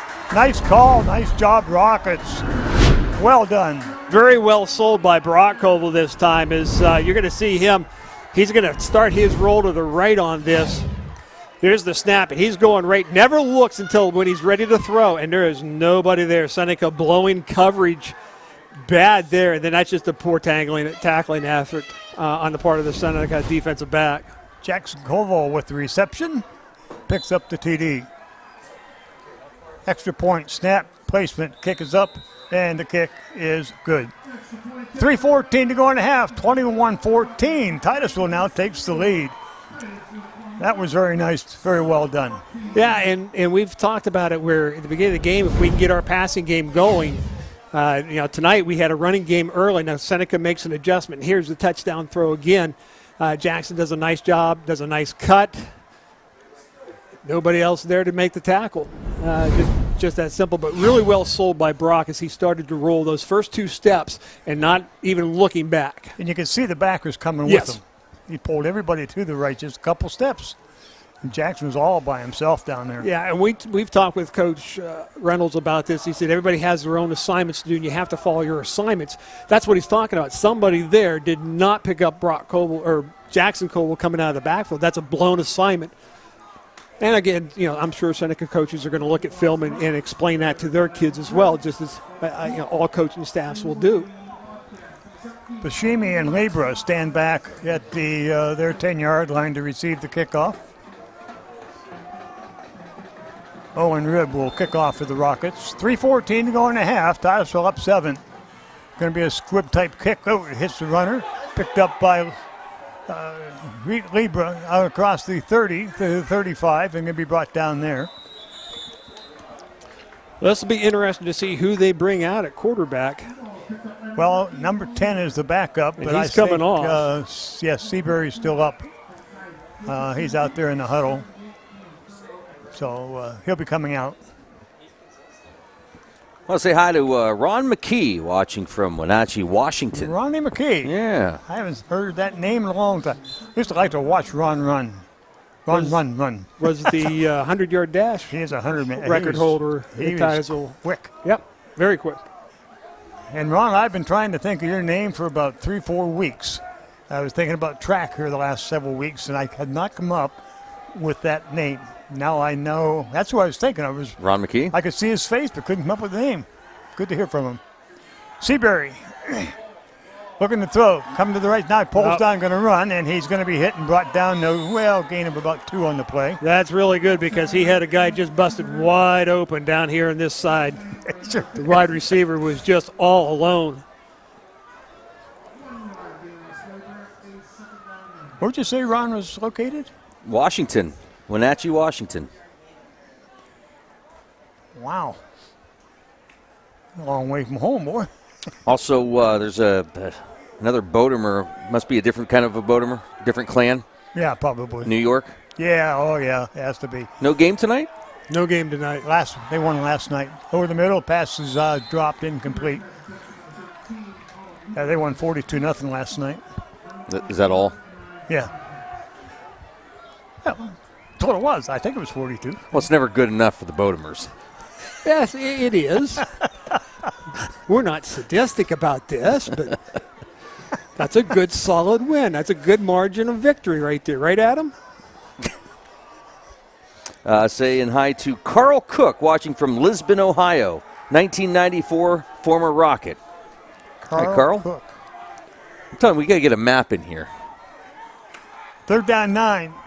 Seabury looking to the right side, throws over the middle, pass is complete, and he's going to be dropped at about the 42-yard line on the completed pass. Let's see what he decides to do now. His fans base was not real happy with him when he went for it on 4th and 3 before at this area of the field. Let's see what he decides to do here. Yeah, it's 4th and 4 here, so 2 minutes left to go in the half. No 2-minute warning in this level. Crowd into it on your end, Bill? Oh, yeah. They're going crazy up here. We have cowbells over here. 2 to the right, 2 to the left. Seabury with Miller in the backfield. Looking to throw over the middle. Pass is knocked down. Nice. Oh! Even if he catches it, it's not going to make it. No, it's not going to make it either way. Good job by a lineman. Who was that, Bill? 28. Oh, that was the linebacker. Yeah, that's Brett Schmidt getting up in the air. Here's the snap. He's gonna. This is just a quick. It's predetermined where he's going with the ball. And nice job getting a hand up there. And again, even if he does catch that ball, he's behind what he needs to gain. Titusville here with a minute 42. 2 timeouts. Another touchdown is possible here. Who gets the ball in the third quarter? We do. Titusville gets it in the third. So Yes, this could sir. be huge. We talked about in the pregame that Titusville will send 2 to the right. And I believe it's Ribbon Koval. Brock Koval looking over the middle. Going to go deep to Jackson. We're going to. Interference. Well, but in his defense, he did the right thing. Jackson had done a little stop and go move on him, and if this coach is not careful, he's going to pick up an additional 15 for us. And he was beat. He knew it, so he just reaches out and grabs him. Yeah, it was definitely an interference. They're telling him it's over his head, couldn't catch it. Really couldn't. Well, couldn't get to it. When your kid tackles him before, Here you might be able to catch this. He just does a nice stop and go. Jackson just right there, yeah. And that's a big penalty. Titusville going to get a first down out of it. It only took like 6 seconds off the clock, and we're now at what? 27-yard line. Seneca a little bit out of sync right now. This is when you really got to put it to him. 2 to the right for Titusville. Jackson Cole stays in the backfield this play. Oh, there's Mung down the middle, touchdown. Excellent yes, sir. play. We've talked about Right that down the too. Right from the get-go, we said if you're going to put 11 or you're going to put 9 guys in the box, you're leaving yourself suspect on the back end of it. And here again, Mung is just going to sneak out from that tight end position. He's on the left side. He's just going to go, and nobody pays attention to him. 54, their linebacker does, but he's a step behind him too late. Titusville's going to pick up another touchdown. This is, a big extra point here for Titusville. Snap, placement, nice job by the holder. Yes, it was. Very nice job. 28-14, Titusville with 1:31 to go. Well, you've got to wonder, and I know we don't normally. punt. Well, we don't normally criticize coaches and game officials, but you really have to wonder these last 2 fourth. Okay, yeah, I know we do, but you really have to wonder about these last 2 calls. All these comments here. Now, Steve. Go ahead. You really have to wonder, what are you doing here? But I mean, the first time, okay, I can understand it. But the second time here, you're kick the thing away. Make them go 60, 70 yards, and it just hasn't happened. I was really surprised the second time he didn't kick it. No, I think that's absolutely true. Especially after you view the play they're calling on the first one. Right. Yeah, I'm really big. Yeah, I'm just really surprised that why you didn't just punt the ball. I want to say hi to Laird Stover, who was on this field a few years back, just a couple years ago. Also, Jason Roberts watching from Mystic, Connecticut. Mr. Roberts. Hello, Jason. Kick is going to be high. It's going to be taken at the 24, 30, out across the 30, breaks one tackle, nice run. Breaks another tackle. And there's a flag. Somebody saw a hold. Yeah, I think. I don't think there's a face mask. Maybe he's going to go face mask. I don't know.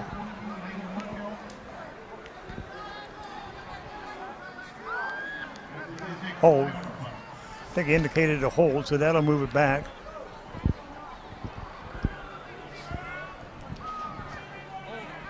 I'd just like to say one thing about their coaching over there. Thank you very much. Yeah. Well, yeah, I mean, all credit to the coaches on the other side. We took advantage of it. Yeah, well, our coaches and our kids. Exactly. They've executed their plays well. They didn't panic after that. We talked about how their drives were going very well on the ground. When they stopped that, they didn't panic. Gone back to the pass game a little bit. It's been successful here, and Titusville finds themselves up 2 touchdowns. Seen a lot of new characters here tonight. Got to watch the passing game now. This young man can throw. Doubles both sides for Seneca. Dropping straight back to throw. Got a lot of time. Rolling to his left. Throws up short and out of bounds. Nobody there. Nobody home. 2nd down 10. Good job by the defensive secondary, getting themselves in position, not letting anybody get open. And I still say the way their quarterback is walking, he's a little sore. He's not going to be all that mobile. He hurt his ankle on that try for 4th down. Yeah, and he's still a little gimpy on it. Don't be surprised if Titusville sends somebody, try to get some pressure on him if he can't move all that well. He's limping out of the huddle. Doubles to the right for Seneca. Wing right, one single to the left. Pass looking deep. Got a man going deep. Good play that should have been defensive. There it is. Nah, it should have been on the offense. He grabbed the jersey. I don't think that's on. That should not be on us. I thought he was in good position. Well, the coach is right down there. We'll see what happens here, but you're going to see Johnson's in pretty good position, I think. Does a nice job of backpedaling, turns. We're going to see it right here, right there. There's the pull on the offense on the receiver. Boy, I think it's going to be on us. Yeah, it's on us. Looks like holding. Pass interference. Yeah, I don't really like that call. Well, in my opinion, I think the coach on the other side got that call. I really do. He's down there with that referee all the time. To be honest with you, Bill, I kind of feel bad for the coach listening to some of the parents yelling at them and the players. I don't think I've. It's been a while since I've maybe witnessed that, but I mean, almost borderline ridiculous. I mean, let the coaches coach, cheer and support your team, the way we do. Yeah. Yeah, but a lot of them try to work these referees too, though. Yeah, I didn't particularly care for that call, but okay. 1st down and 10. The ball's moved out to the 47 of Seneca with 1:10 left to go in the half. Seabury looking to throw, going to go deep. Got a man over the middle. He's going to be there. Nice job, Titusville. And that was, I think that was Shoemaker Carpin, I believe. That's number 10. Number 10. 22 is the receiver. Here you're going to see they're on the far side of the field, and we're trying to get a little bit of pressure now. We're not going to let them just sit there, so we're getting a decent push. That ball goes up in the air, and he's getting a little. That was kind of wobbly, too. Well, yeah, but there's a lot of hand fighting going on. They're letting go right now. Doubles to the right, single left for Seneca. 2nd down 10. They're out 47. Snap, Seabury looking to throw, going to keep it. Goes to the outside.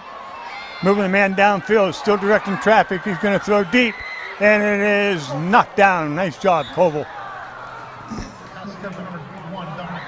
Yeah, Brock does a nice job of stepping in there. I thought the guy was open there for a minute. Me too. I thought he was going to get a completion out of it. But Brock does a nice job of stepping in there and knocking it down. 53 seconds left in the half with Titusville up 14. 3rd down and 10. I'll be honest with you, too. Another thing I'm a little surprised with, and I realize it's late in the half here, but these guys have kind of walked away from their ground game. Very quick, didn't they? Yeah, I'm surprised they've done that. Well, Miller's not even in the game. Yes. Doubles to the right, single left once again. Nolan Seabury, quarterback, looking up, throws up short, and quickly Titusville's up to make the coverage. Now let's see what he does. It's 4th down and about 4 at the Titusville 41. Well, with 44 seconds, I think I'd go for this one, but I'm not sure that I would. You've let 2 of our receivers run free in your secondary. You don't get the first down here. I didn't do that. Well, you did. I can understand why they're getting behind you. I've seen you run, but well, I take that back. I haven't seen you run in 20 years, but do you remember? That reminds me. Do you remember growing up, we were having a reunion at the house, the old house, Grandma Ruth. Slid into second base playing hockey. 72 years old. 72 years old. She was safe. Slid into second to beat the tag. Who made that call? Yeah, she did. Like they've had it on film. That was the end of the game. We were all laughing so hard. Doubles to the right now. It's wing right for Seneca. Single left. The single left's the one that's I want to watch. That would be Libra. He's their leading receiver coming in tonight. And that's where he's going, right to Libra. Pass is complete at the 40, and he's going to get out of bounds at the Titusville 39. Quarterback wanted to call timeout. The official didn't see him. It's a good thing they didn't, because it could cost them 15 yards. They're out of timeout, so if you get a stop here now in the middle of the field, you want to keep them in bounds here now. 38 seconds. They have the ball at the Titusville 39 now. Doubles right, same formation, wing right. Looking to throw, he's got a man going deep, real deep, and it's over the head of Lee. Oh, you got to be kidding me. What is that? My gracious, they threw a late flag on Titusville. Well, I don't know about this one. After some of the stuff that I've seen go on here, they're going to go deep here. We're in pretty good position. Yeah, maybe. I can't see where the contact may have been in the back. I don't think you get that. I just don't think. Let's put it this way: in the NFL, you're not seeing that flag. Well, this isn't the NFL. I know. In case you hadn't noticed. I had noticed. We're playing like Pittsburgh, but we are. No, actually, we're playing better than Pittsburgh. Yeah, I thought that was. I just thought that was just a little touchy on the officials. I'm not too sure. Looked like the receiver tried to make an in cut there a little bit. Well, he overthrew him, and yeah, he did. But the defender has to be allowed a spot on the field too. Coming up at halftime, we'll bring the sounds of the high school marching band. And just a reminder, homecoming is next week, so make sure you join us. And for those watching in the state of Pennsylvania, that game will be on PCN. And if you're out of state, you can continue to watch it the way you're watching it now. 32 seconds left to go in the half. Titusville's up 28-14 as we see what Seneca comes up with now. First down and 10. They're at the Titusville 29. Nolan Seabury, quarterback. They have singles on both sides. They got the running back in. He does not get it. Seabury wants to run. Coming to the left side. Got to get him. Got to get him. He's going to get out of bounds inside the 20.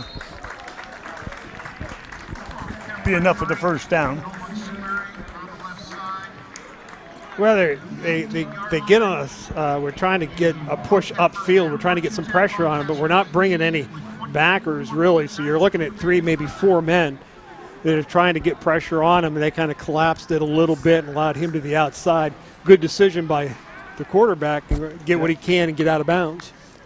24 seconds, 25 seconds left to go in the half. Seneca threatening now at the Titusville 18-yard line. Again, singles on both sides, double wing.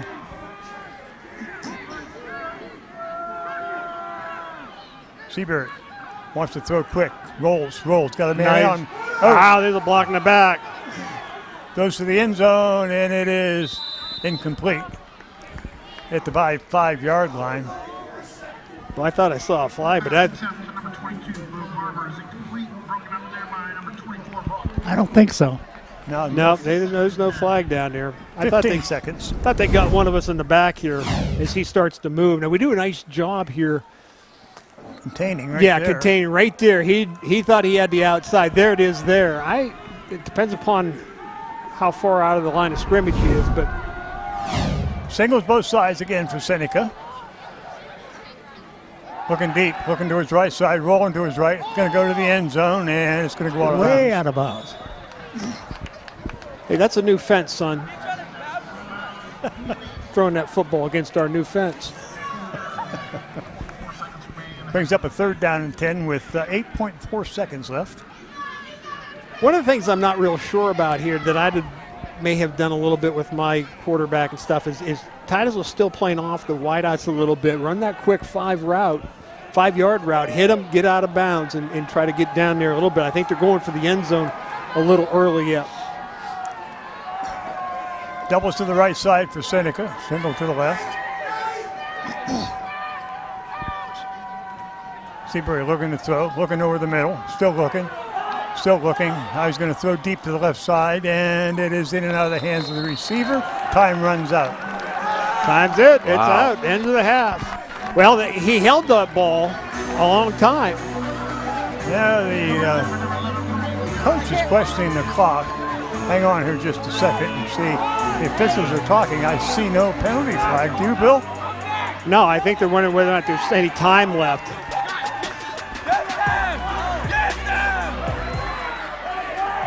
And they're going to put time back for 1 second. Well, we've got a timeout. We're going to have to get our kids out of the locker room, so I'm not too sure whether there was or wasn't, to be honest with you. I have no idea. But, again, Titusville doing a nice job, though, defensively in the secondary. They're doing a nice job covering. Now, this is a tight area of the field, too, to try to yeah, they're not going to let you do that. Titusville has 11. They have 11. The rest of our boys are up towards the locker room with 1 second to go, and Titusville will take a timeout to get things settled down here. That's a good job by Coach Reynolds. Yeah. You know, I didn't. But I wouldn't, if I'm the officials in that area, I wouldn't have given them a timeout. I just held the football. We're not playing yet, fellas, until I blow the ball ready to play. Whether or not the offense comes out or not in this situation. Doesn't make any difference. Doesn't make any difference. I haven't put the ball in play. You can't do anything anyway. This could be important. This could be big, yeah. If they could get a touchdown here, you could be 28-21 instead of 28-14. Do you have a replay in that last play where we could just watch the clock? I thought it went to 0. Yeah, we'll see. Never mind. We're going to see here. We can look at it later. Well, this will be the last play of the half.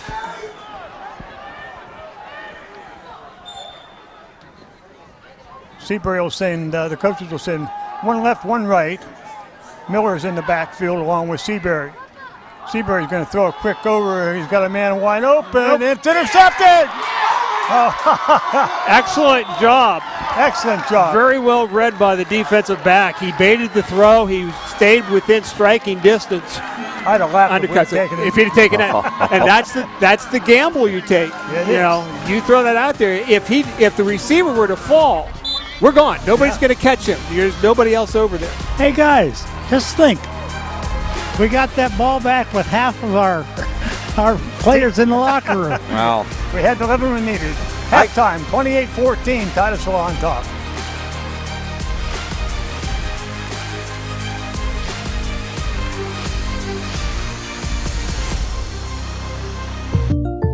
Like a good neighbor, your State Farm agent is there. And there. And now, there. Good Neighbor Connect is a secure virtual meeting tool exclusively for State Farm customers. It's simple to use, no signups, downloads, or plugins, and it helps you have the conversations you need with your agent at whatever distance you prefer. Ask your agent about meeting through Good Neighbor Connect today. Like a good neighbor, State Farm is there. Hey, Joe, should I be seeing zeros? What, on our 401k? No, 0% is back. Dummy. That's right, 0% is back on select models. And you know what else is back? Our inventory. Roll that beautiful drone footage.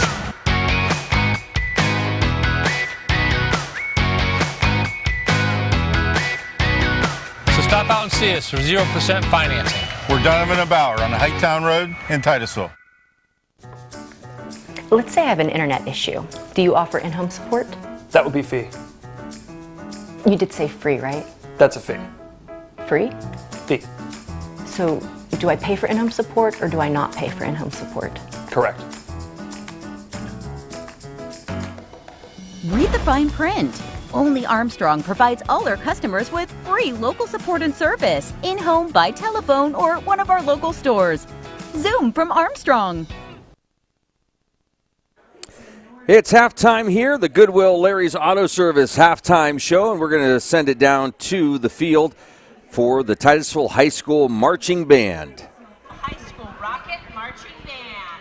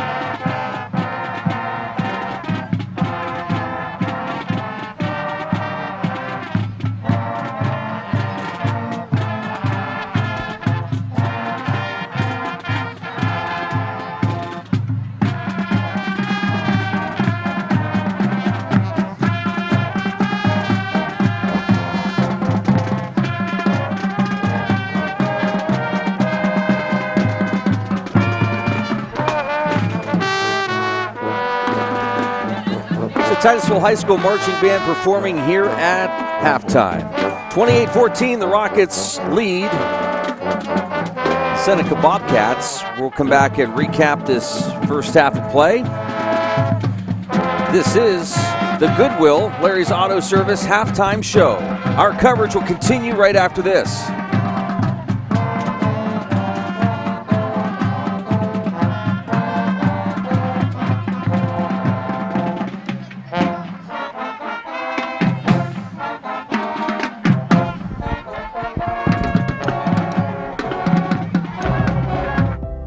Hi, my name is Dr. Charlie Gates. I'm an orthopedic surgeon with Orthopedic Associates of Meadville, and I spend most of my time here at Titusville Area Hospital.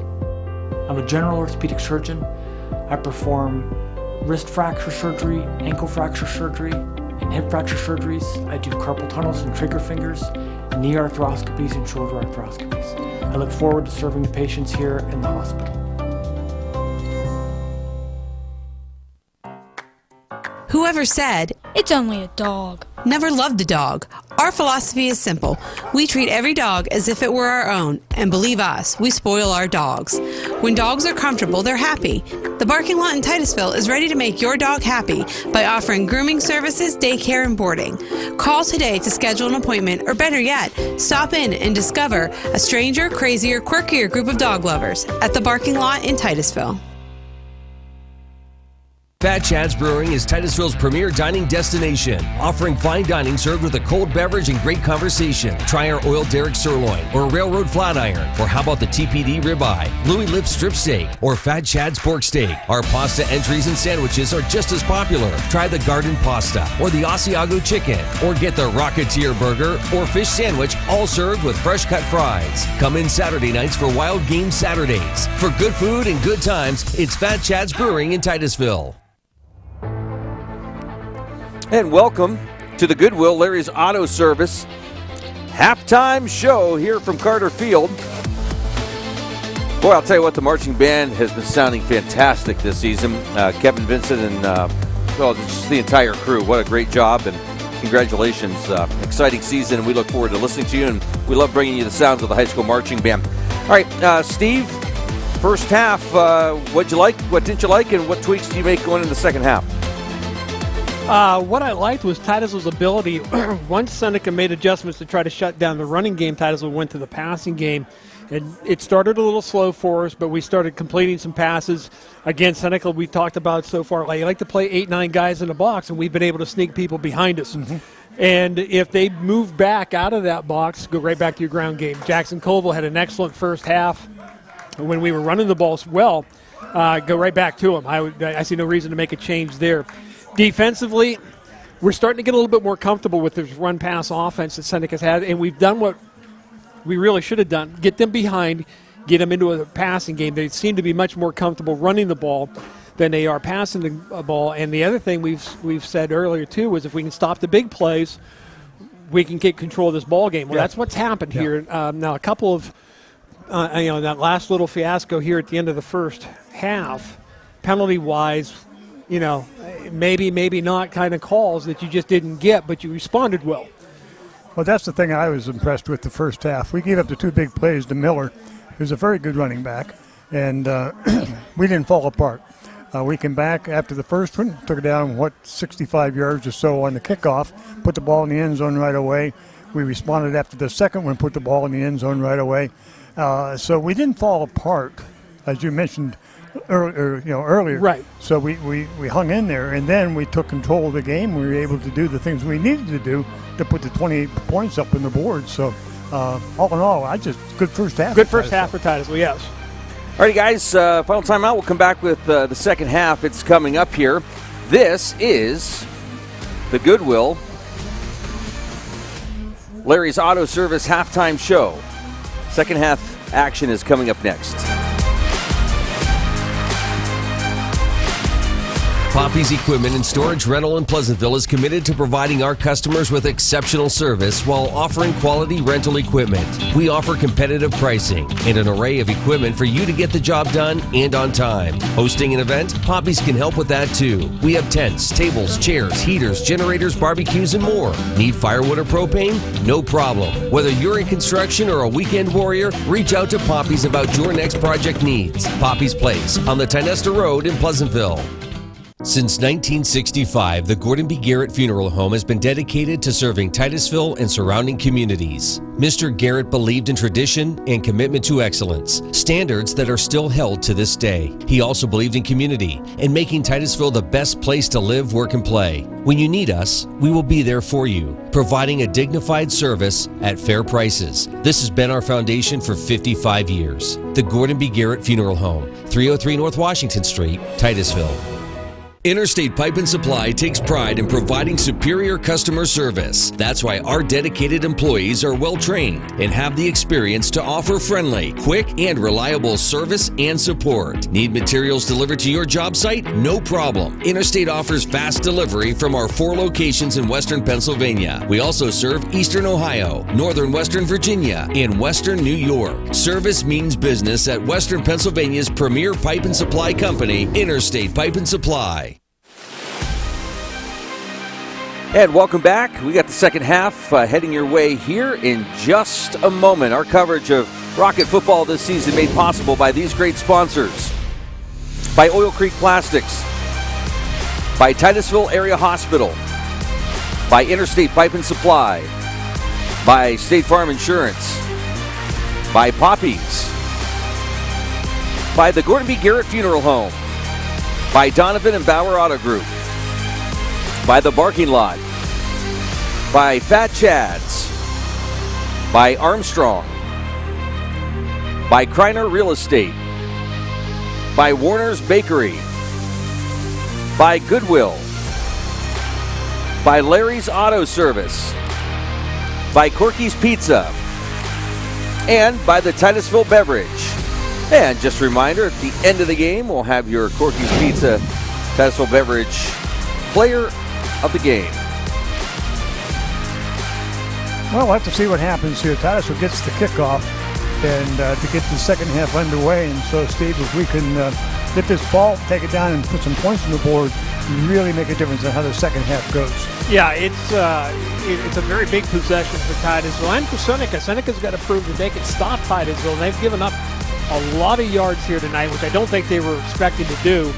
I really thought they would have control of the line of scrimmage. I think they thought they would control this ball game, and it got away from them. And again, Titusville's done a great job. I'm not taking anything away from Titusville at all, but there's been a couple of coaching decisions by Seneca that you got to draw into questions that led to a touchdown. So, I'm not too sure, that I'd have done the same thing if I'd have been coaching, but he made them. They got to live with it. Titusville up 2 scores and hopefully 3 here once we get the second half underway. Well, Steve, you're looking at some scores at halftime. Anything jump out at you? Yeah, now I take my glasses off, put my phone away. And that's what we do. We wait till the moment you're uncomfortable, and we strike. I think you strike. What is Eisenhower 13, Lakeview 7? Seneca's played both of those teams, beat Lakeview, and then Eisenhower beat them. The big one right now posted is early in the third, Northwestern 7, Oil City nothing. That surprises me. That's a big surprise there. Does it say, is that half or? It says early third. Really? Early third quarter. Yeah. Harbor Creek 28, Girard nothing. This was a big one for our former region mates. Grove City 14, Slippery Rock 7. That was going to be a good battle. And then again, Meadville 48-0 over Conneaut. Yeah, surprising with the Oil City games, they had that Ethan Knox as the running back for Oil City that is putting a lot of yards on the statistical side of things, and to be down 7-0, Northwestern must have had a pretty good plan against them. Well, and that's one of the problems you have with high school athletes. If you start believing in your stats, you think don't really need to throw, don't even need to kind of show up, go half-hearted, and that's how you end up getting upset. So Oil City, though, I got to believe they're going to come back on it. He's a tough kid. Maybe he got hurt. That well, could that's be a true. possibility. Yeah, that's certainly. a possibility too. Or a lineman or two are down for them. We don't know. We only get to post it on the scores, but it'll be it'd be a good ball game to keep an eye on. Titusville will receive, and we'll put 2 in the back. Let me see. One is Mong, and I can't see who the other number is. I believe it's. I think it's 17. 17. Breaker. And the kick's going to go out of bounds over on the far side of the field, so Titus will put it in play at the 35. Steve, you guys asked about that play at the end of the first half there, and not that it matters, but here you can take a look and see the clock. It looked like there was some time left.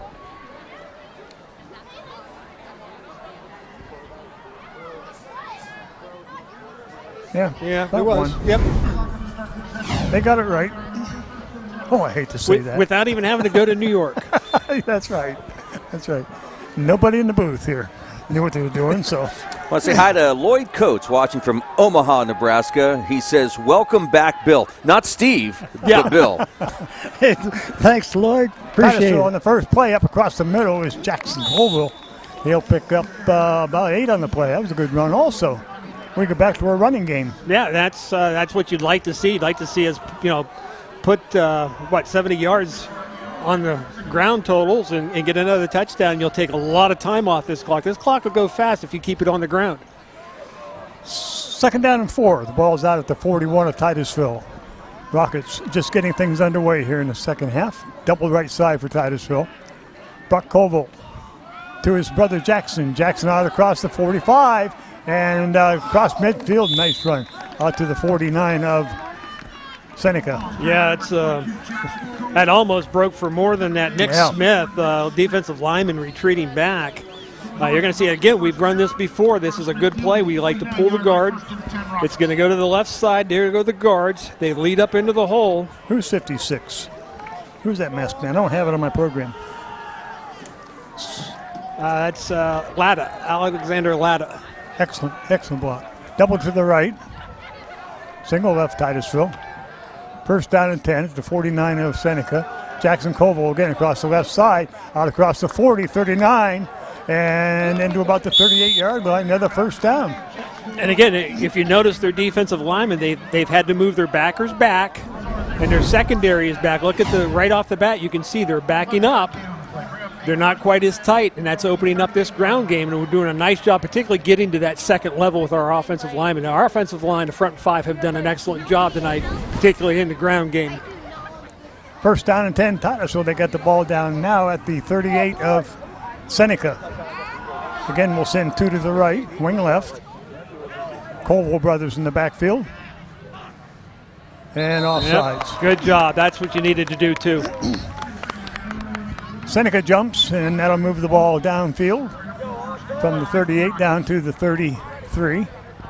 So carry the 5. Carry the 5. Yeah.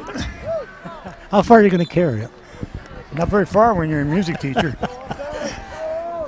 Doubles lefts, wing left. Check doubles right, wing left. Brock over the middle, passes there. Oh, Stearns. We dropped it. So close. I wonder what they're going to be practicing this week, Steve. Watching the ball into the hands. Yeah, and that's a big play there, He'd have had it. It's open here. You can see they're trying to combat the run by bringing linebackers, but their others are just standing there. They're not reacting to anything. So these seam routes are open for Titusville. We just got to throw and catch. 2nd down 5.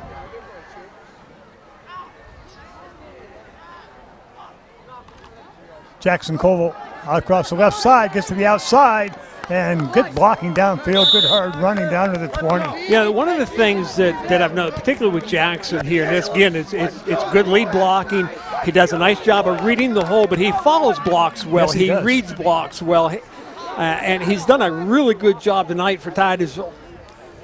That's one of the things we talked about him last year as a freshman, his ability to follow the blockers and be patient. Yeah, be patient. Give the the big boys a chance to get out in front of you. They'll open some things up for you. And again, compliments to our front five. Right now, they've got control of the line of scrimmage. Doubles right, single, same formation this whole drive so far for Titusville. Brock to Jackson. Jackson across the left side once again, cuts it upfield, picks up another 4 or 5. We'll give him about 3, I guess. Catch me if you can. We've seen this play over and over and over and over, particularly on this drive. They've found something on the right side of Seneca's defense that they can exploit, and they've been doing it really well, not just this drive, but for most of the night. Pick up a 4, 2nd down and 6. Again, same formation. The ball is at the 16 of Seneca. This time Brock keeps it, comes to the outside. Oh, he's going to get caught. Yeah. He had it up the middle, but he tried to cut it to the outside, going to lose a few, back to bring it up about 3rd and 10. Yeah, and that's where we talked about you got to be patient. If he'd have looked real quick and cut that up inside that instead of going outside on that block, he'd have picked himself up some fairly decent yardage there. I'll say hi to Crawford County Commissioner, Mr. Eric Henry. I was wondering if you were going to say it. I was just building it up. Oh, okay. Doubles right. Eric, you have to let me know if you're at a game tonight. Brock looking to throw. Got a man up the seam. He's going to overthrow him. Oh, that's good coverage. Yeah, double coverage on the tight end. Brings up a 4th down and 10, but we're in 4-down territory. I'd kind of like to see him come off that receiver and see if there's something else open on the right side. Now, I don't know why because our it was slot going there. receiver is bad. He's not running any route at all. Yeah. Send him on a route.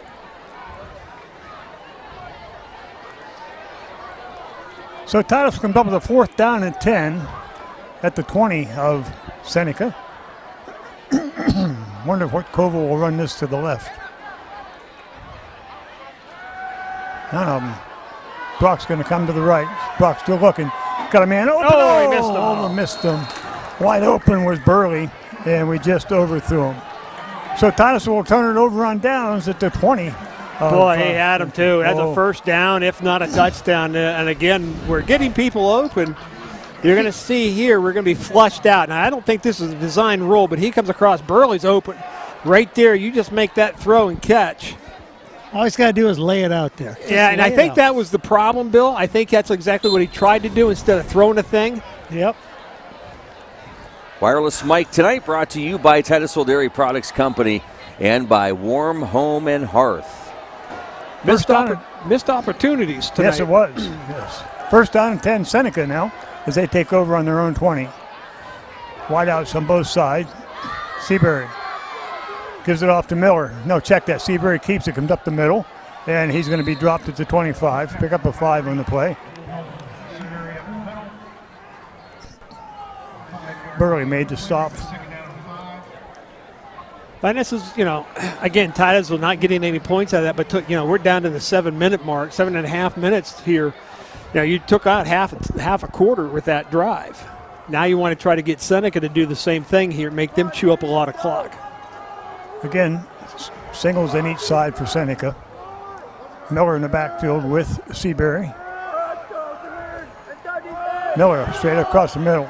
Big block out to the cross, the 40. And ref's down too. You got a ref knocked down.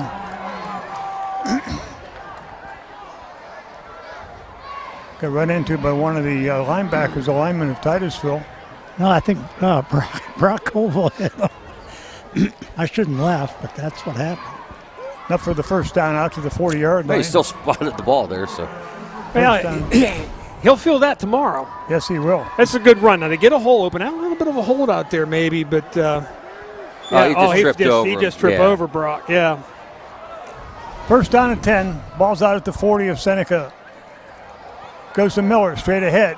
They're driving it right straight ahead. Nice run out across the 45 to the 46-yard line. But we are starting to get some penetration here up front. And the Titusville, again, 55 just missed him. Yeah, that was Caleb Bruntz. A couple of times tonight he's been crashing in. He's getting off the ball quick from his defensive stance, and he's beating the guy across from him. They're just kind of running away from him. He's done a nice job tonight. 2nd down and 3 for Seneca. Double wing. Seabury, high snap. Oh, going to have to take it, and he's going to get dropped. No gain in the play. Brunst again. Yeah. Well, the ball coming in there high, like that tends to screw a play up right from the beginning. Brings up 3rd down. Steve, how much, obviously last week we played a pretty good team. How much of that rubs off into this week where you see more hardcore tackling from us? Like if that can happen to us, we can be a little more aggressive. We should be more aggressive. Connor, Miller out across the 50, inside the 50 to the 45, flag down. Yep. They can congratulate each other, but I think that's coming back. I think they're going to be called for a hold there.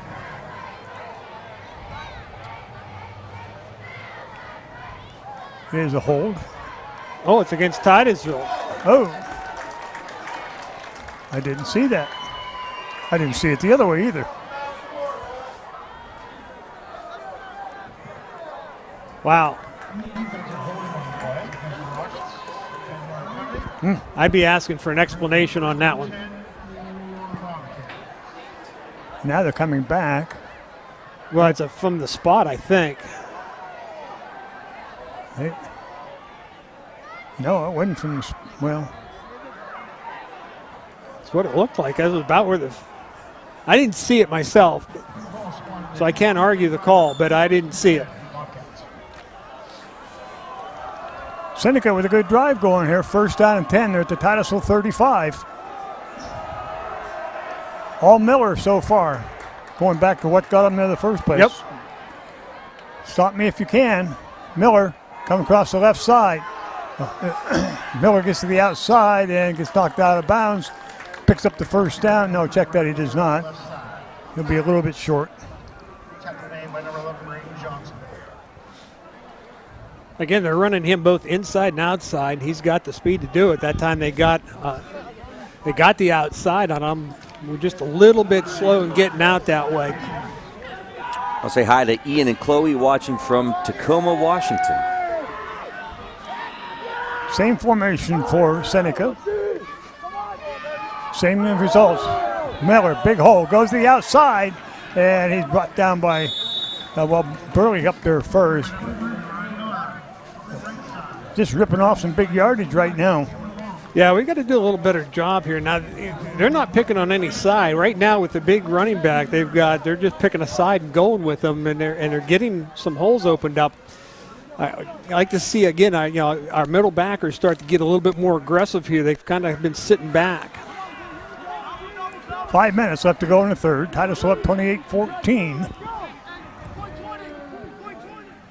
Nolan Seabury, quarterback for Seneca. Goes to Miller. Miller across the right side, and it's going to get knocked out of bounds.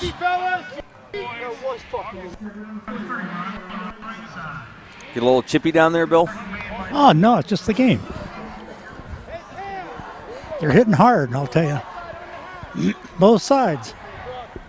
2nd down and about 6. Go, boy! Let's go! You got 2! Come on, James! 2! Let's go!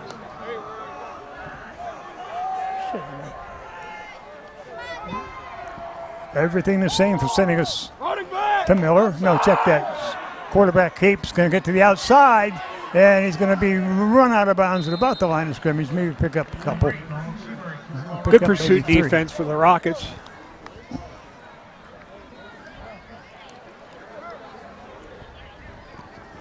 About 2 yards short. It's a good drive. They got it down now inside the 10.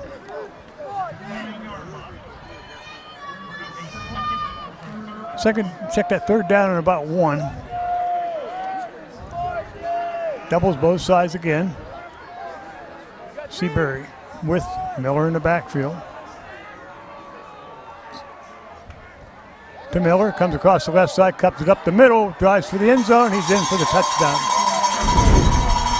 That's a good drive by Seneca. Nice drive by Seneca. It's a good way to answer after Titusville's drives kind of stalled there. We helped them a little bit, but you can't take anything away from it. They just started running off yards. We're having trouble with the big back. A nice counter move, good lead up into the hole. We have a chance, but we've got a young 56 coming across there, but instead of driving with his feet into the running back, he's just trying to reach out with his arms. That's one that you got to run through this kid if you want to bring him down. Extra point attempt. Good snap. Kick is up, and I don't think it's any good. No good. Wide left. Big point. 28-20. Titusville on top as Seneca with a good drive. 4:34 to go in the third. They'll kick off to the Rockets. Well, the interesting thing is we talked with them a little bit their game against Mercyhurst Prep. They scored late in the game, made it 28-27 because they had missed an extra point. They had to go. They went for two to try to win the game then, and didn't make it. Ended up losing by a point. So, extra points will make a difference.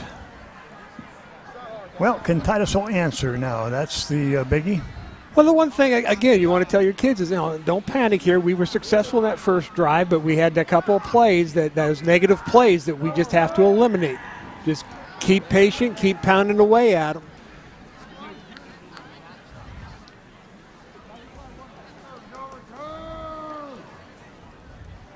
Titusville will put two in the back to receive the kick. As Seneca comes out to kick off. They had to yell at the kicker. I think he couldn't find the tee, though. And he joined the huddle very late. Oh. But he's down at the other side. They're trying to find the tee, I believe. Tee it up in the far hash mark. So we'll see now if Titusville can do what we did in the first half. When Seneca scored, we answered back.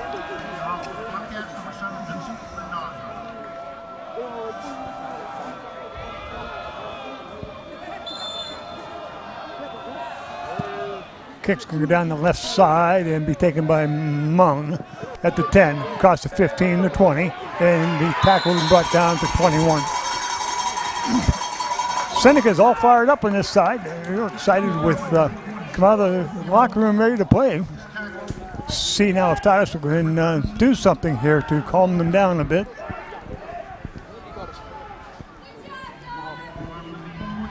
First down and 10 Titusville. It's at the 21 of Titusville.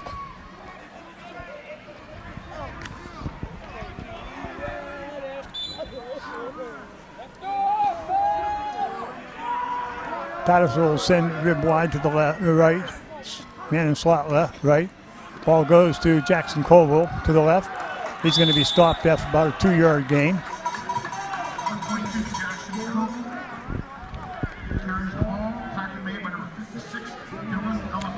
Second down and 8. Again, I'm not too sure that I would vary from this just yet. You're getting decent yards off this running game. Just avoid the negative plays. That's what you've got to concentrate on here if you're Titusville. I'm waiting for this Burley coming in motion play. We ran the first half successfully. Like that. They pitched it to him like that. And they were ready for it. They saw it too. They put the tackle. Got to get to the outside. Not going to get there. Uh-oh, don't do that. Well, they were asking for it a little bit too, so but you got to settle down a little bit. You can't lose your head here because you're just going to put yourself in a big hole. Lost about 7-8 on the play. See, that's the type of plays where Titusville just can't afford to have happen. Yeah, that's the play I was waiting for, and I shouldn't have. No, that's my fault. That's on you. That's right. On me. Bad call by the official announcer. Third down, 16. 3:09 left here in the third. Seneca fans getting back into the game. It goes to Jackson Colville. Jackson runs, fumble, and Seneca has it.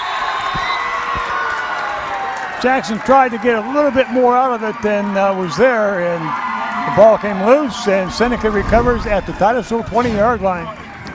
And he just got a little overzealous, I think, trying to get away, and it just came loose for him. It wasn't like he was hit that bad. It just popped out of the arms. Not what you wanted to see if you're Titusville. This is not how you wanted this quarter in particular to go. Titusville's defense is going to have to step up here now. Seneca will have a first down and 10 at the Titusville 21. Right where this drive started for Titusville. First turnover of the game. Singles both sides. Miller in the backfield. To Miller off the right side. Cuts it back. Breaks a tackle. Goes to the outside. Into the end zone. Touchdown. So just one play, 21 yards, and Miller picks up the score.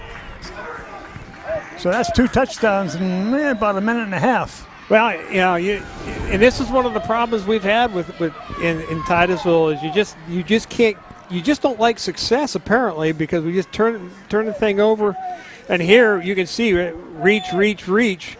Where we were getting shoulders, now nobody wants to put a shoulder to this kid. If you try to arm tackle him, he's going to do that to you. Kick is up, and the kick is good. 28-27, Titusville still leads by 1, but things are tight now. We've got to get something going, pull this momentum back on our side. Good big moves. Well, at least here, Jim, I mean, the fans, the players, they seem fired up. Bill, we need you to do something over there. Well, I'm just trying to see what what our boys have in store here. So they're not holding their heads down. Let me tell you. Okay. I think it's going to come back and get back to what was successful for them. Seneca's made some pretty good decisions, I think, at halftime. They were ready for that reverse of Burley's that I called. Yeah. And they've done a pretty good job of controlling that second series with Jackson going off the left side. So they've made some adjustments. Well, that run by Jackson is what started that second half. We drove the ball down, but then we started to do a couple of things, got a little crazy with us, put us in second and third and long, and our offense just isn't geared to handle that. Yep. So 1 point lead for Titusville. Get a good drive going here and get us into the fourth quarter. We'll be set to go.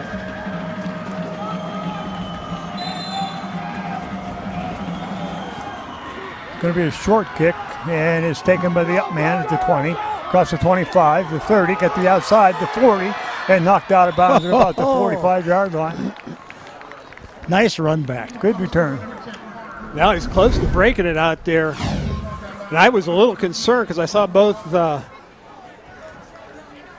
guys for Titusville looking like they were going to try to catch the ball. Yeah. I was a little worried there. But then it gets outside, 13 there. But, that could have gone a lot worse for Seneca. Ball is spotted at the 45. First down and 10, Titusville. Good return. Well, see if we can get something going. This time we're going to send doubles to the right side and stack them with Ribb and Jackson Colville.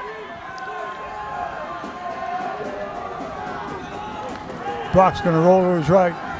Still rolling. He's going to get hit. Throws up short. There's a hold.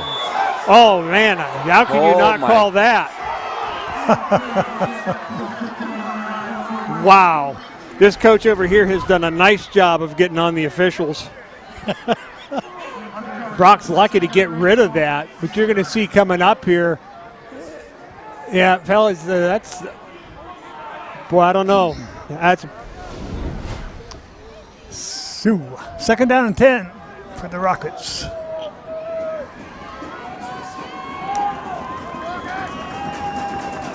Titusville with 2 to the left side, 1 to the right. Ball's given off on a reverse to Burley up the middle. Oh, you got to get that block. Yeah, he gets about 3 on a play, 2 or 3. Brings up a third down and long. Brock gets that block or as a lead blocker as a quarterback. That's not something you're accustomed to, but if he gets that block a little bit, we're going to pick up another 4 or 5 yards. Big third down. Yeah, big third down's right. We need to keep this drive going. We don't want to give it up. 2 minutes left in the third. Jackson Colville will come to right side. Along with Landon Baker. Brock's going to roll to his right, gets the block, still looking down over the middle, still looking, and throws it away.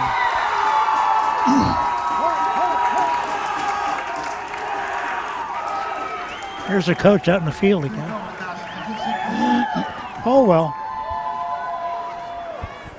4th down and 7. Titusville will have to kick it away.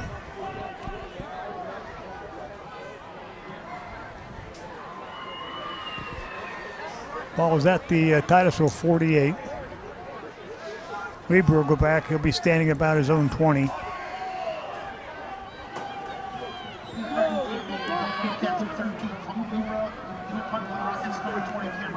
High snap. Oh, we hold on to it. Nice high kick.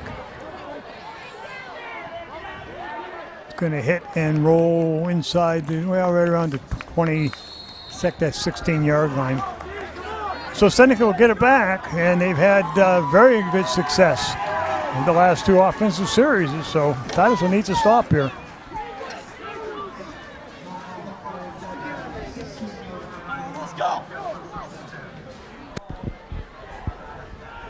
A lot of life on this side, not a whole lot of life on the other side. Well, Titusville's going to have to make something happen here for him. Yeah. You got to get into this into the big back. You're going to have to get into his legs early. You can't let him get ahead of steam going, because otherwise we're just reaching. He looks like he gets about 2 steps and he's almost full speed. And yeah, he's got decent speed. Got good. But he's getting big right off the big line. holes though. I mean, nobody's touching him until he's 10 yards downfield. 1st down 10 from their own 17. Wing right, doubles in each side, as it has been. To Miller, off the right side once again. And this time, we're up and made the stop. I stopped by 28. Schmidt doing a nice job on that left backer position. We noticed his work last week, Steve. 2nd down and 9, give him a gain of 1.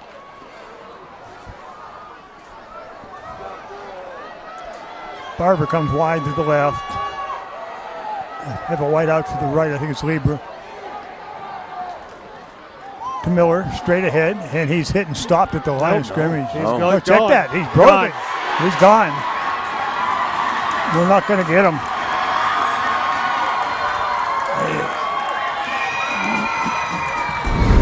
Miller to the house from the 18. I thought we had him in the backfield. They did have him. They had, you've got 2 or 3 tacklers right there. How in the world we don't bring him down off his feet, I have no idea.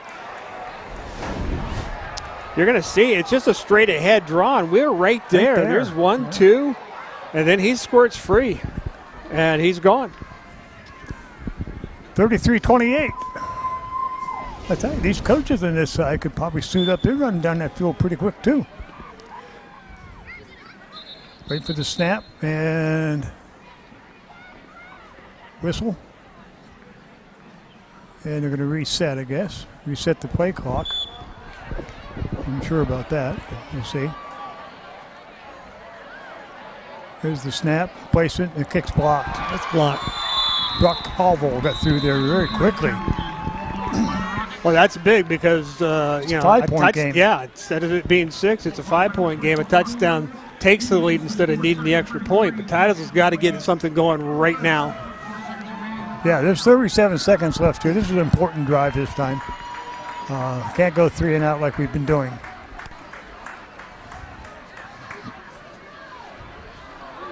Got to get the momentum back here. Get the crowd back into it. Well, it's... or take it out. Yeah. Take the other crowd out. Take the other crowd out of it while you get yours into it. But, I don't know, their opening drive, they moved the ball okay, but since then they've just not doing anything. And this is one of the things, it's just winning's just not an automatic thing. It's something you got to learn to do. And these things, you have a 2-touchdown lead, you get a drive going, but you give it up. It's just part of that process that Titusville's under right now, trying to build a program and learning how to finish things. So we'll see what we can do. Long and Shoemaker Carpenter back at the 20. Waiting for the kickoff. Titusville now down 5. Up 14 at half. This third quarter's not been good for Titusville. Short kick. Taking it at the 28. Comes across the 30. Gets to the outside. Gives a good block. Nice across block. the 50. The 45. They're going to call him for holding. They're going to call him for holding back there.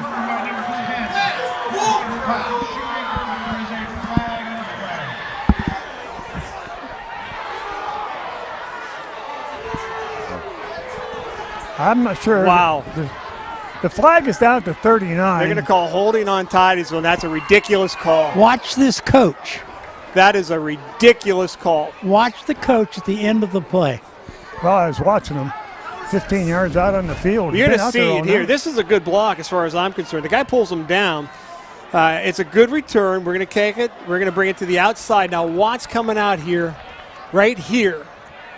Now, I don't know where the hold is. Well, he's got. Keep him on the ground? Yeah, no, he's trying to get up. You know, I'm sorry, but that's just a ridiculous call by these officials. Just terrible. Absolutely terrible call. So that'll move it back 10 from the 40, so we'll have a first down and 10 from the 30-yard line. Yeah, I didn't see that. I thought it was a great block.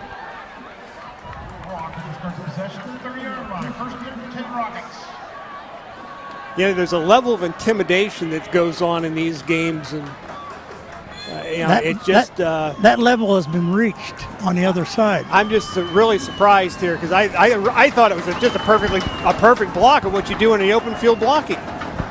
Titusville will send wideouts on each side. First down and 10 from their own 30.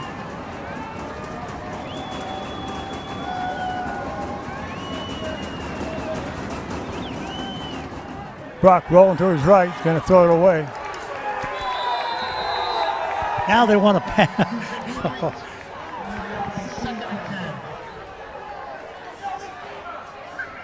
Now the coach is hollering. There's nobody in there. Well, I was wondering about it myself, to be perfectly honest with you. Well, if there is a rule in high school, if he's outside the tackle box, he can throw it away. Doesn't have to reach the line of scrimmage.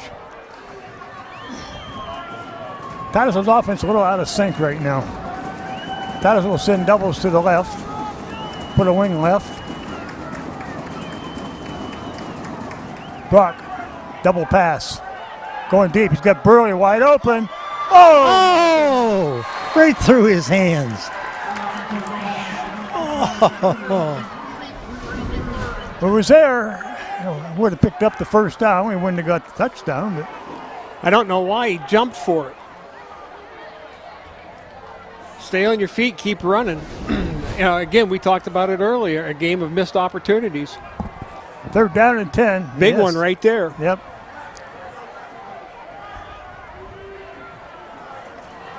So it's a third down and 10 for Titusville at their own 30-yard line with 17 seconds left to go in the quarter.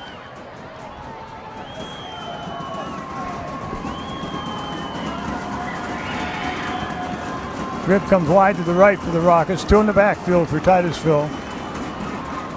Brock looking to throw, going to go deep. And he throws it over the middle, in and out of the hands of Jackson Coble. Check that Mung. So we'll bring up a fourth down punt situation. And you got to give the ball right back over to a team that's working very well offensively. Yeah, I'm a little surprised. I thought maybe we'd try to get a little bit of a ground game going there and not throwing the ball quite as much as we did in that particular series. Ooh, bad snap. Mung gets his low kick. Gets it to 50. 40 is going to roll on downfield. And he's picked up at the 35-yard line.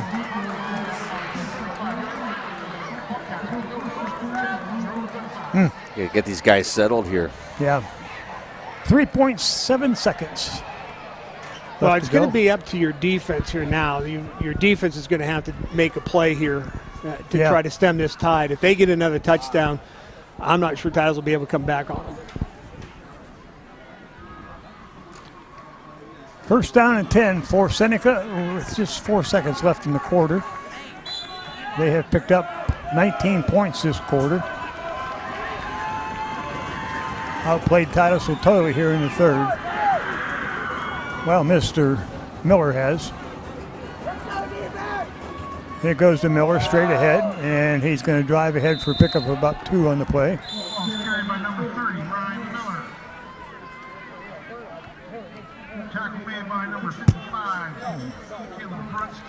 Brock Colwell gets up feeling a little bit gimpy as the time runs out. End of the third quarter, 33-28, Seneca on top. Like a good neighbor, your State Farm agent is there. And there. And now, there. Good Neighbor Connect is a secure virtual meeting tool exclusively for State Farm customers. It's simple to use, no signups, downloads, or plugins, and it helps you have the conversations you need with your agent at whatever distance you prefer. Ask your agent about meeting through Good Neighbor Connect today. Like a good neighbor, State Farm is there. Interstate Pipe and Supply takes pride in providing superior customer service. That's why our dedicated employees are well trained and have the experience to offer friendly, quick, and reliable service and support. Need materials delivered to your job site? No problem. Interstate offers fast delivery from our 4 locations in Western Pennsylvania. We also serve Eastern Ohio, Northern Western Virginia, and Western New York. Service means business at Western Pennsylvania's premier pipe and supply company, Interstate Pipe and Supply. Fourth quarter underway. Seneca first down and 10 from their own 37. Totally dominated the third quarter, so we'll see where the Rockets can get something going here defensively. Got to stop them. Miller straight ahead. Cuts it off. He's out across the 45 and being brought down about the 47, first down. I think the first guy's getting there, but he's just getting there with a hand, and that's not going to bring him down. Yeah. Miller runs hard. But he's getting into the second tier now. Yeah, when we talked about it in the first half, how Titusville's offensive line, their front 5, had gotten control of the line of scrimmage. Here in the second half now, it's been switched. Seneca now has opening big holes on Titusville's defense. First down and 10. The ball's out to 47 of Seneca. They're leading by 5. Double wing, same offensive set the whole second half. And then we give it to Miller. And Miller across the left side, breaks the tackle, cuts across the 50, and it's going to be brought down to Titusville 49.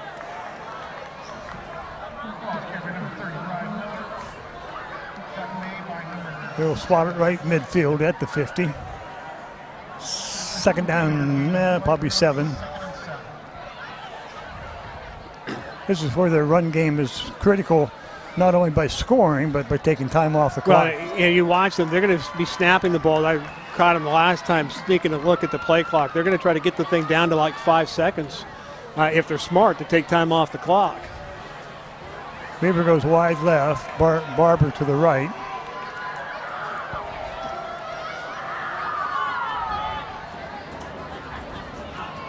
Miller straight up the left side, breaks to the outside, got to come up and help. Goes in for a loss. Good job on the outside. Mung does a nice job. Oh, that's number 10 running the ball. That would be Ryan Harwood. Here's a big play here for Titusville now. Well, actually the next 2, because he's proven he's not willing to punt a ball. So you're going to have to make 2 stops here. Third down and 8.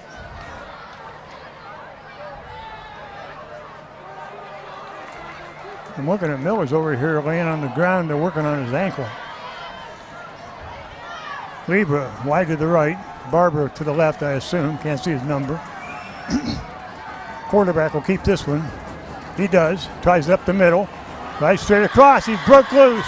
And he's going to be knocked down at the Titusville 34. Opportunity. Not able to make the stop. He sees a crease on the left side. Yes, he's going to keep this one all the way. There's not even a fake, and we're there, but we're getting there now a step late. Titusville here really, defensively really going to have to make a push here. You're going to have to make a stop here if you want any hope of getting back in this ball game. Miller back into the game for Seneca. First down and 10. They're at the Titusville 29. Check that 34. Weaver comes wide right. Barber wide left. So far, it's been the quarterback and running back that's had the control of the game. On the snap, Miller off the left side, out across the 25 and down to about the 24-yard line. Maybe spot right to 25. He's short, just short of the first down. Yeah, Titusville's getting up slow now.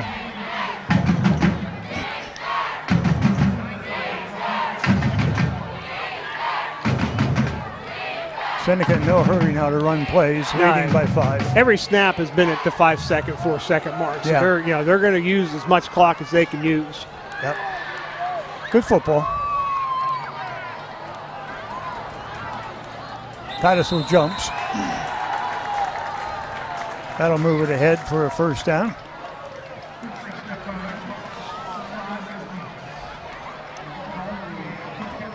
Takes it down to the Titusville 20-yard line. First down and 10, Seneca.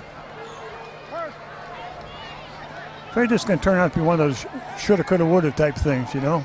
Well, and you hate to see that after your first half. Yeah. But in the second half, you've come out here. Your opening drive was decent, but you kind of shot yourself in the foot with a couple of negative plays. And after that, you've just been outplayed. Doubles each way for singles each way for Seneca. Goes to Miller. Miller's going to go off the left side, breaks the tackle, flag down. You guys going to call that hold or what? And a little extra pushing and shoving out there. Well, there's been a little of that going on here in the last couple minutes. of series. I've seen a couple of that, but they've been grabbing that side. Holding against Seneca. There's also been some key drops in this game. Well, we've had opportunities have been there for Titusville, and to be honest with you, we should be in the 40-point range. Yeah. But we just haven't been able to complete it. So the penalty goes 10 against Seneca. Moves the ball back. It'll be first down at about 20.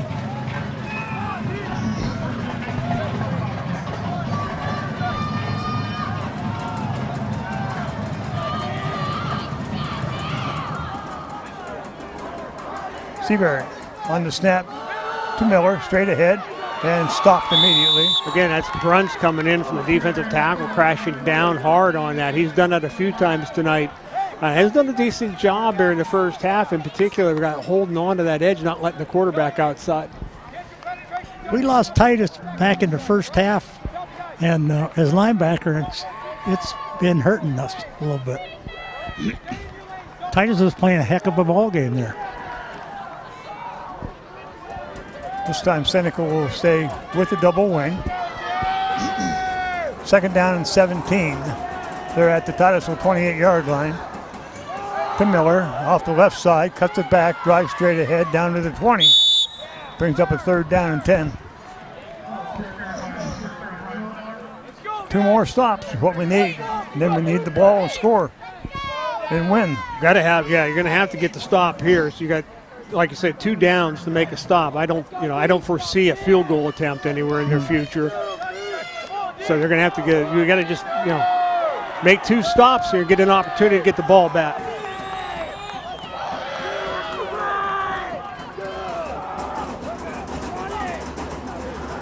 So a hard count here by Seneca. They run the clocks down.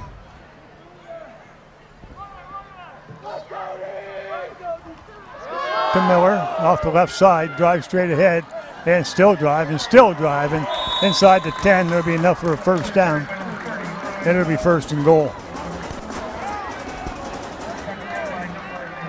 Good hard run that time by Miller, and he got it down inside the 10. Well, they've been running that play for most of this half, and they found something with the left side of their offensive line against the right side of our defense. Yeah, and that's what we said in the first half for Titusville. Keep running it. Yep, until you stop it. If you can't stop it, keep running it. Yep.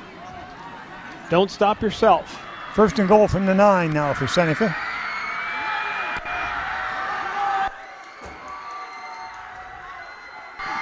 Quarterback keep, tries to get to the outside, cuts it back.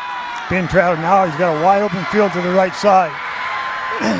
And finally coming up to make the hit is Johnson, I believe. 10, is that Shoemaker? 10, I believe, is Shoemaker Carpin, I think. I think 11 is Johnson. Or we have it backwards. I don't know. I quit trying to say. I'll get that straight. Shoemaker Carpin Johnson on the tackle. The nice thing about that, well, they don't stop the clock here when you had them out of bounds. It's going to be under 2, I think. No, it should stop. I think they called it in bounds. Clock should have stopped. 2nd down and 11. Getting to the point where Titusville's going to have to start using timeouts maybe. 2nd down and goal. To Miller, straight up the middle. Drives ahead and gets upended inside the 5.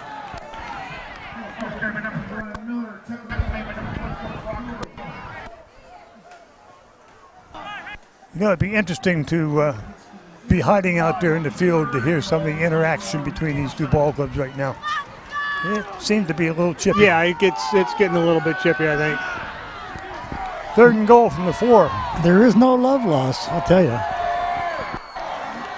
Well, I have a theory about that, but I'll keep it to myself.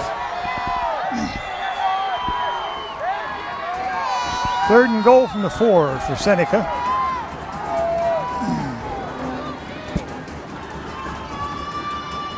To Miller, and he's in for the touchdown.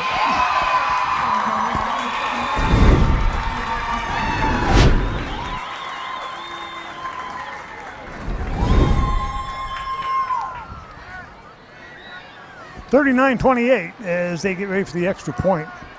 Makes it a 2-score game for Titusville. Totally been outplayed here in the second half. Played very well first half, but the 3rd and 4th quarter has not gone well for the Rockets. Snap, kick is up, and it's good. Kick is good.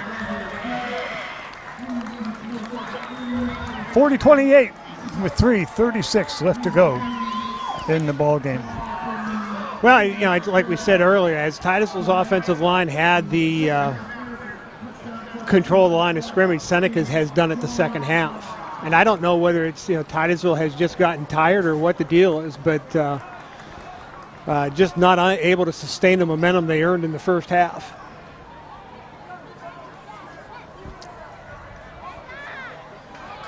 So Titusville will have just 3 minutes and 36 seconds to get something going here. We need a quick score. Quick score, onside kick, 2 touchdowns and 3:36. We win. You're asking for quite a bit. Send it in.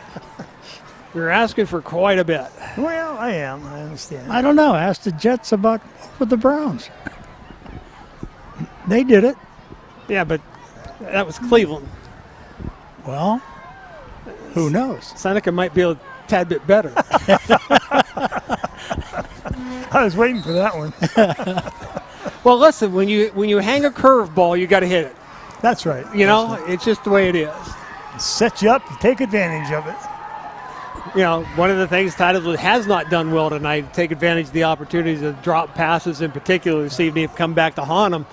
Unfortunately, you know, hopefully we can get a decent return, a quick score. They'll tee it up. Titusville will put 2 back. It's like Rib and either Johnson or Shoemaker Carpin. Moan is up short.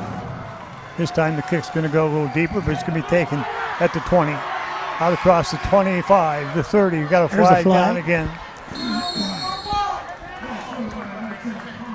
Be a block in the back, I'm guessing, or a hold. Calling the hold.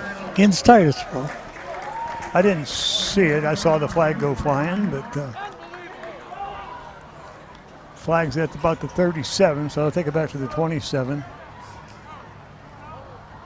Steve, have any of the officials on this side called anything against them?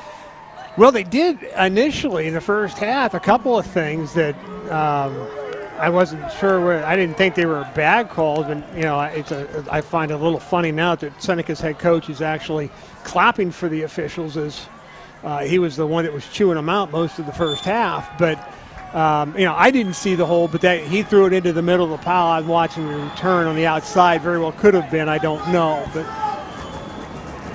still in the backfield with Colville. Quick over the middle, intercepted. Intercepted.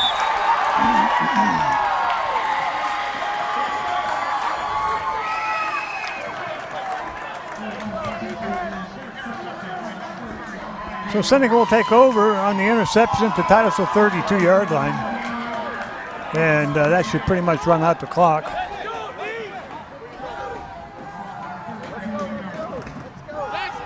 Yeah, just an ill-advised throw there. You've got to see where that linebacker, I mean, he really didn't even move much. No. Just right there. So Well, Miller picked it right up off the ground. Yeah. Made a nice reception of it. Is that Miller that intercepted? Yeah.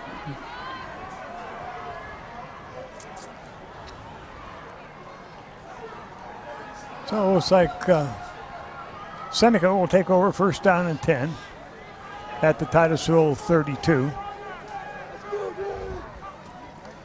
It goes to Miller, and he's going to be brought down at the 30, pick up a 2 on the play. Brunston again crashing from that tackle position, making the stop.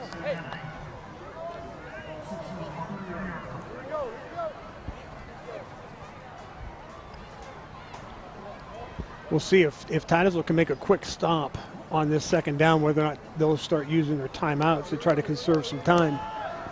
Have all 3 left. Second down and 8.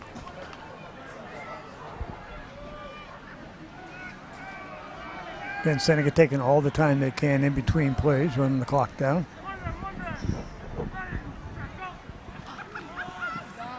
Quarterback keeper up the middle, and he slides down.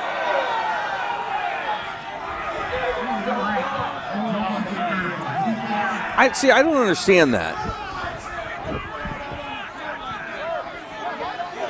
There's the coach back out there again. Yeah, that's what I'm saying. He's almost to the middle of the field. 15 yards out on the field. Been there all night. Well, that one there, he's going to take a timeout and yell at the coach. He might have a legitimate complaint about that one. I get that, but when you're the whole game out right. there. Well, that's what happens is the quarterback's trying to keep him. His quarterback's holding him back. Yeah, so why don't... Well, he has the right to ask the official to come over and talk to him. Yeah, but we saw the first game of the season, the Franklin coach getting thrown out for 2 games. Right. For a lot less than that. Right, a lot less than that. So Seneca takes the timeout. The official's going to come over and talk to him. And we'll see how this conversation goes. 2:07 left to go in the game. You're 12 points. You're ahead 12 points. I'm not too sure, even what the rule is in high school for a kid sliding. I'm not too sure what what that is. And it was, to be honest with you, for their coach, it's pretty close. I mean, it's not like he slid and was started to stand up and we hit him. He was down and our kid was there that met him. I'm not sure that I'd have thrown a flag. I looked for the flag. I thought maybe they would.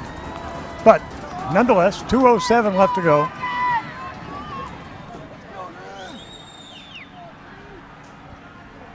No sense waiting, son. The clock's not game running. clock's not running. Miller comes to the outside. Check that. Out across the 20, the 15, the 10, and driven out of bounds somewhere around the 7.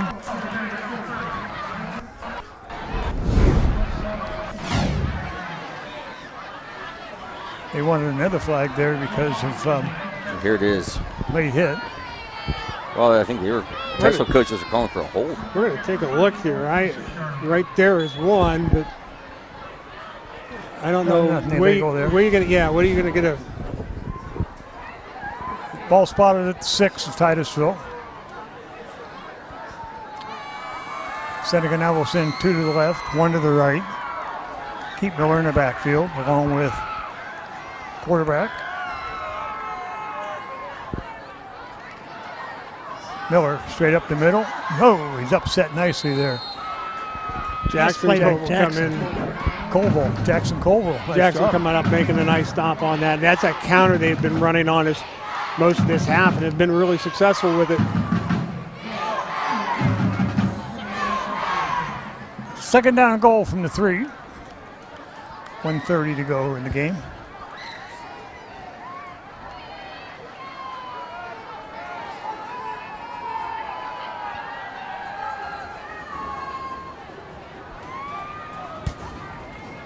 Doubles left, single right for Seneca. Seabury keeps it up the middle, touchdown.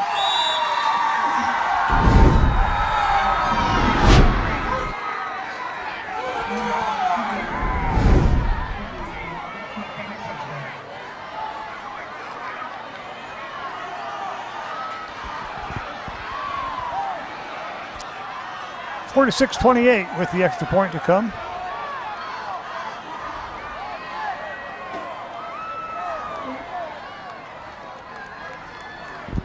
Our coach is still in the field. I hate to keep harping on that, but that's ridiculous. Extra point attempts up wide left. Oh, we got a scrum going. Oh, it ended. Yeah, Thanks, Bill.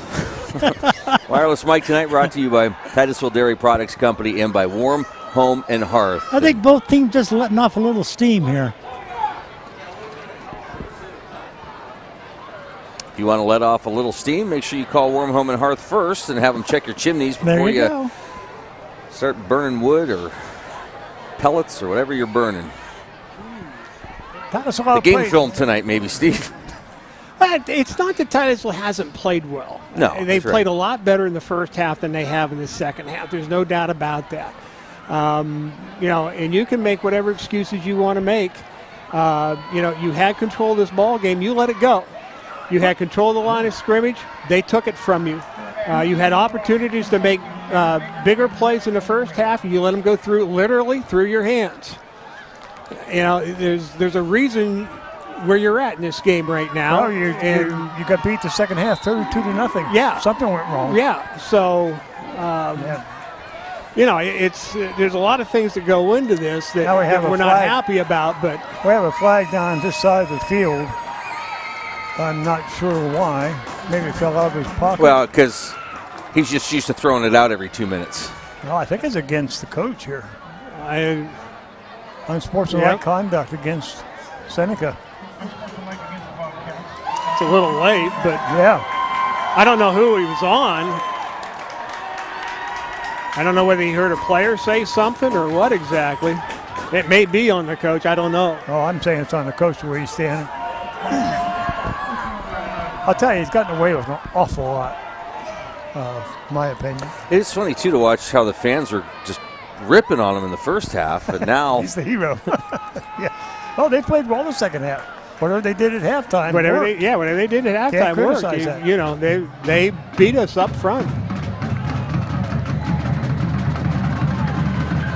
But that control if it was on the coach, should have happened in the first half. Squib kick out of bounds. Titus will take over. Man, what do you do now? It's at the 40. Take over there? Because it didn't get across midfield. I think so. I'm not sure. Yeah, you're certainly not going to take it down to the Titusville 35. No. If you did that, every high school team in the country that didn't want anybody to return a kick would kick it straight out of bounds. Yeah.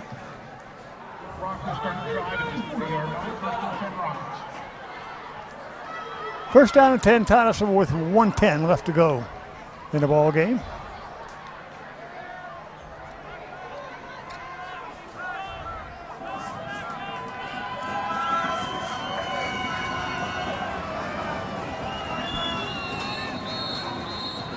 Titusville is missing a player, and they're going to take a timeout.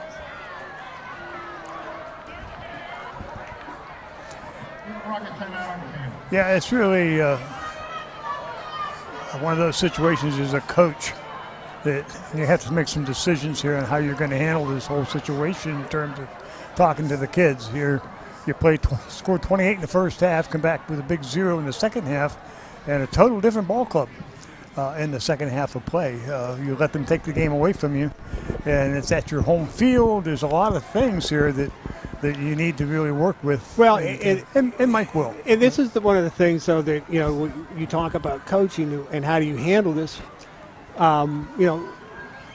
In some of these other games where you might, we just don't have the athletes necessarily to be competitive. Here you did. You were in this ball game, controlling the ball game. So I almost challenge a little bit, get a little angry with them. Yeah, I agree with you. Brock rolling to his right, wants to throw, pulls it down, going to run it to the outside, and get knocked out of bounds out the 39-yard line, gain of 1 on the play. Good coverage downfield by Seneca. It's good coverage downfield, but Brock's got to understand too. You got a minute left and you're down 16 points. You can't be running it. You got to throw it. Get rid of the ball. This is one where you're going to have to take a chance. You take a chance. You're going to have to try to force the ball if it's not exactly open. Pass quickly out here to Jackson Koval. He's going to be brought down to 28. Bring up a third down.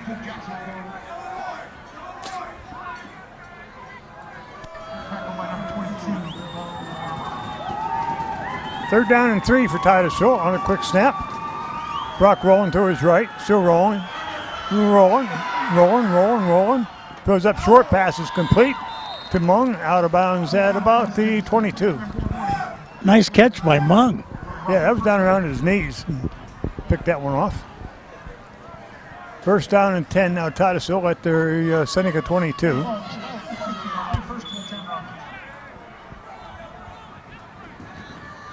Rolling to his left.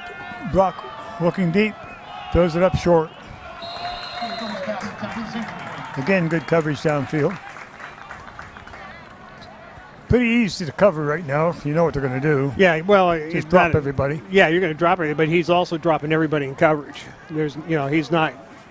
He's got his people back now. His linebackers are back, and he's only rushing the 3 guys, maybe 4. Yeah.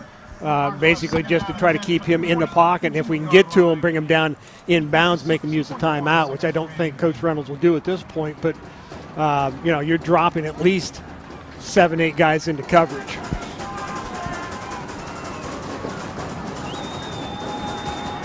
Second down and 10.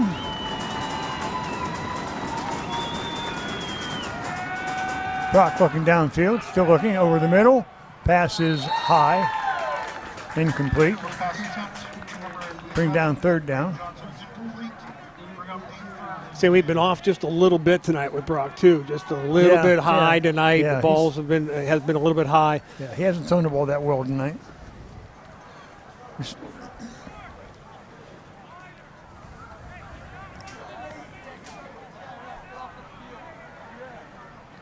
"21 seconds left in the ball game.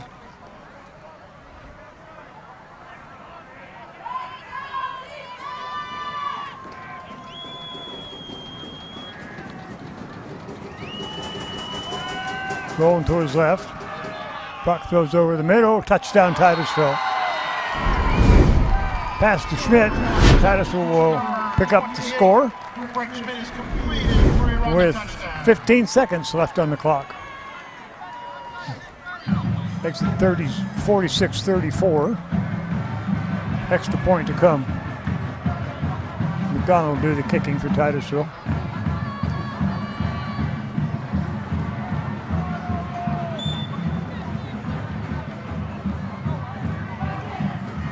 Penalty flag. Kick is good. But, illegal procedure, Titusville. And a late guy coming on the field. See if Titusville now will be moved back 5 and see if they'll kick. McDonald does a good job kicking, but not a whole lot of help this particular night. Well, we're going to see whether or not he can make it here now. He can move back 5 yards. First one was just practice. Yep, 25-yarder this time. This is a pro kick. Yeah. The pro extra point.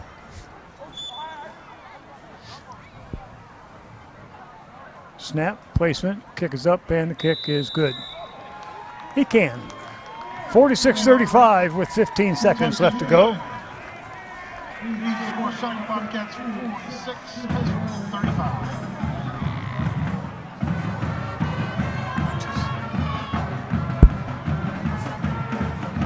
15 seconds to go. Titus, of course, tried the onside kick and get it.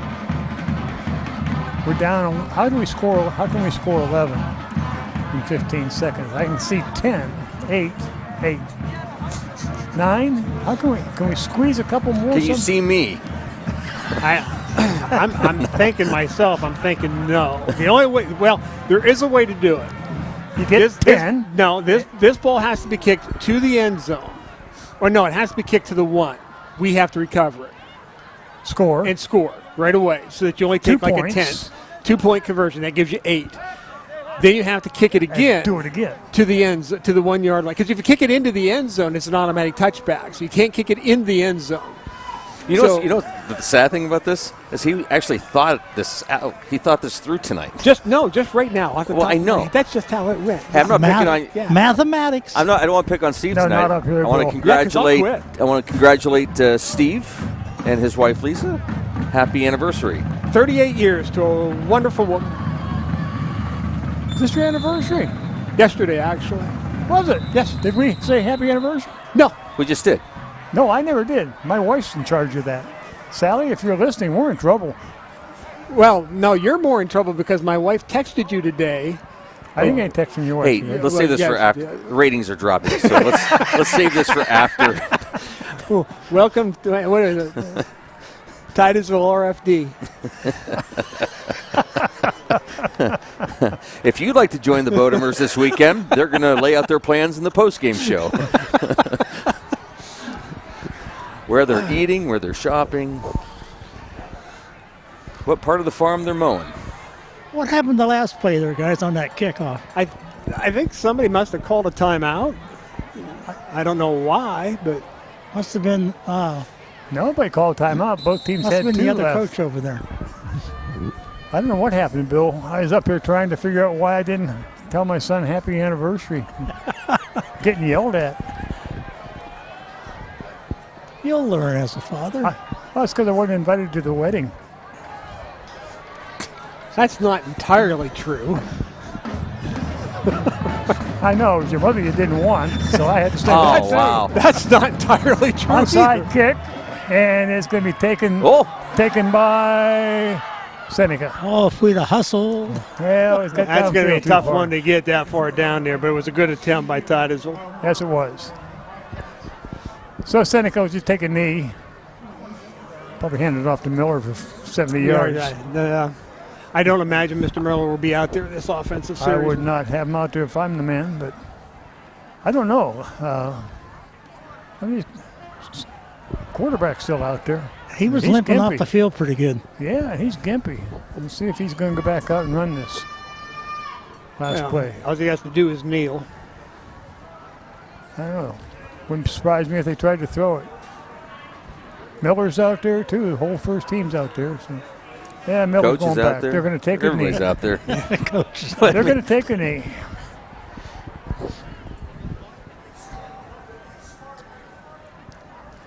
With 12 seconds left to go in the game. And the coach is up here like, be smart here, be smart here. Okay. Miller takes a knee, and this game will be over. Final score, Seneca 46, Titusville 35. We'll have the wrap-up right after these messages.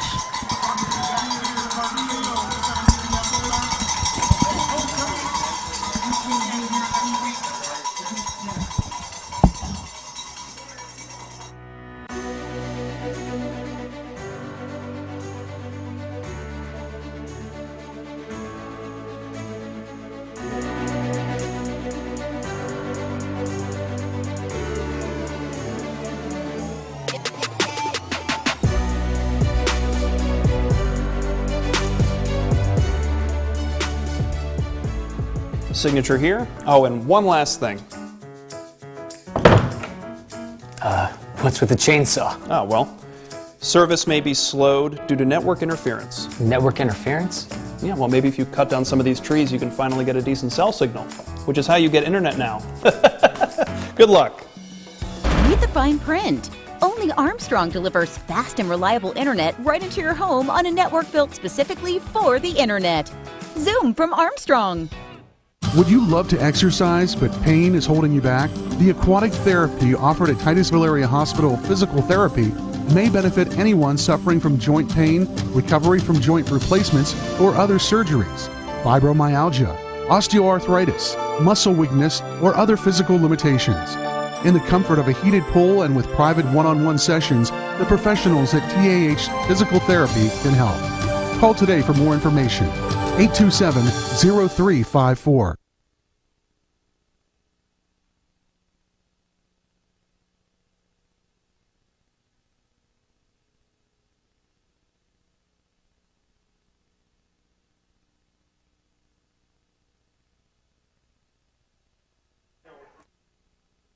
And welcome back here at Carter Field. It is the postgame show, and we welcome you inside the Corky's Pizza Titusville Beverage postgame show. We want to thank Corky's and the beverage for providing the food and the water and the pop up here in the press box for us. We're going to be going down to the field here in just a little bit. The final here at Carter Field, the Rockets falling to the Seneca Bobcats, 46-35, the final.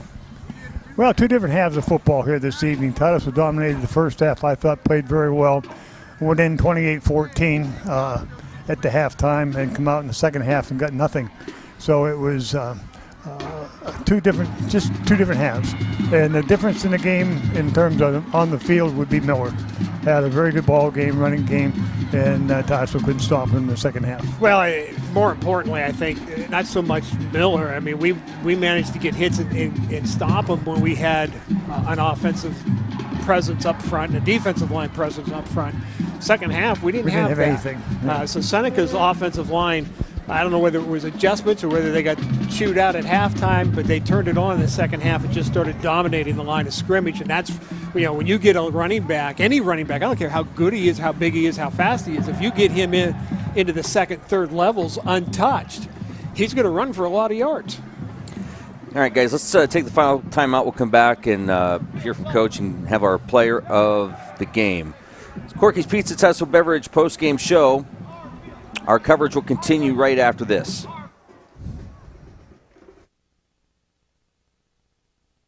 At Donovan and Bauer Auto Group, all the local fall sports seasons are here. No matter if you're making that touchdown, running that extra mile, scoring that winning goal, making that putt for birdie, or slamming down that setter spike, the team at Donovan and Bauer Auto Group is a proud supporter of all the fall athletics in Titusville and the surrounding area. Doing your best is a team effort, and the team here at Donovan and Bauer attempts to give the best effort to our customers day in and out, just like all the local athletes. Have a safe and memorable 22 fall sports season to all the local teams and athletes. When you have the time, visit us on our website at donovanbauer.com and score that winning deal. Like a good neighbor, your State Farm agent is there. And there. And now, there. Good Neighbor Connect is a secure virtual meeting tool exclusively for State Farm customers. It's simple to use, no signups, downloads, or plugins, and it helps you have the conversations you need with your agent at whatever distance you prefer. Ask your agent about meeting through Good Neighbor Connect today. Like a good neighbor, State Farm is there. Fat Chad's Brewing is Titusville's premier dining destination, offering fine dining served with a cold beverage and great conversation. Try our oil derrick sirloin or railroad flat iron, or how about the TPD ribeye, Louis Lip strip steak, or Fat Chad's pork steak. Our pasta entries and sandwiches are just as popular. Try the garden pasta or the Asiago chicken, or get the Rocketeer burger or fish sandwich, all served with fresh cut fries. Come in Saturday nights for Wild Game Saturdays. For good food and good times, it's Fat Chad's Brewing in Titusville. Interstate Pipe and Supply takes pride in providing superior customer service. That's why our dedicated employees are well trained and have the experience to offer friendly, quick, and reliable service and support. Need materials delivered to your job site? No problem. Interstate offers fast delivery from our 4 locations in Western Pennsylvania. We also serve Eastern Ohio, Northern Western Virginia, and Western New York. Service means business at Western Pennsylvania's premier pipe and supply company, Interstate Pipe and Supply. Corky's Pizza, Titusville Beverage post-game show, and we're going to be heading down to the field here in just a moment. Again, the final here from Carter Field. The Rockets fall to the Seneca Bobcats 46-35. Coach. Yeah, okay, let's send it down here with Coach. Coach, tale of two halves? Yeah, just a lot of frustration on missed opportunities. We played, 28 really good minutes, and that last quarter we just didn't put things together. We had chances to catch the ball and put more points on the board. We had numerous opportunities to tackle number 30 in the backfield and finish them off, and we just didn't. We have to get better in both of those phases of execution to be successful. But looking at the first half, I'll tell you what, it looked like a whole new ball game. A whole new ball team coming out of there. Yeah, we set some goals that we wanted to accomplish, and truthfully, in terms of yardage and points and things like that, they did very well in that regard.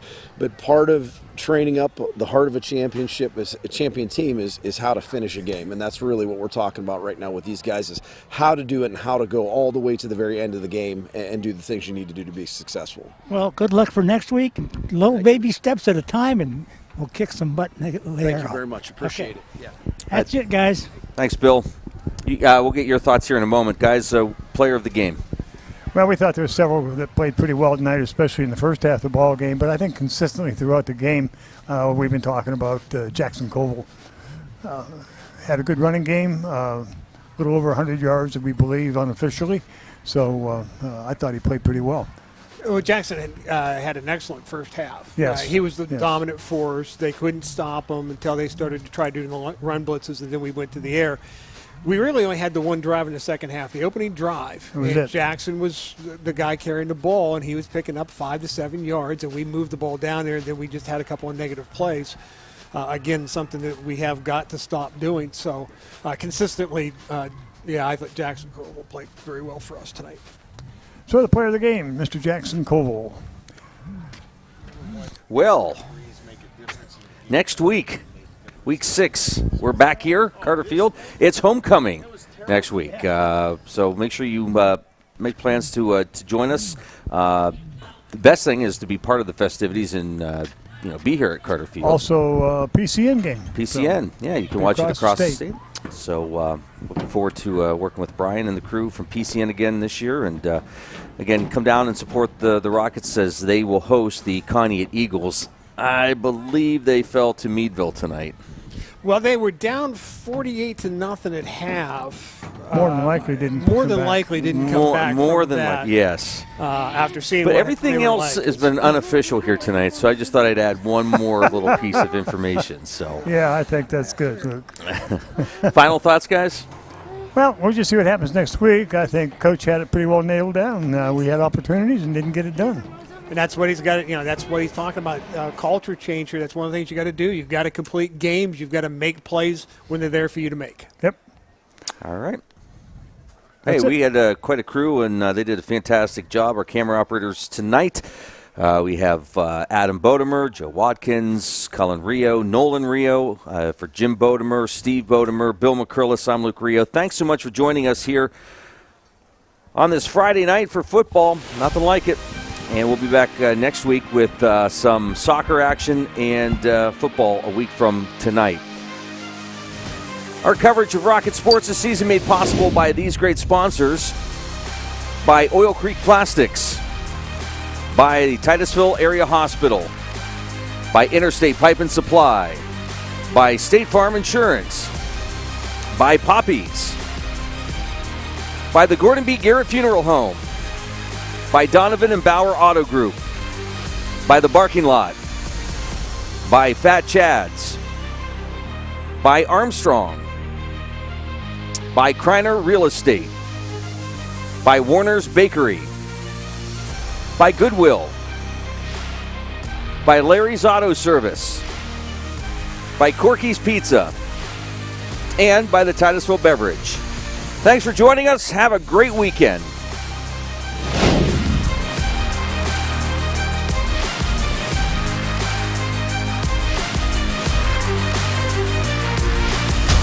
Thank you for watching Stream Sports' presentation of Titusville Rocket Sports on Stream TV.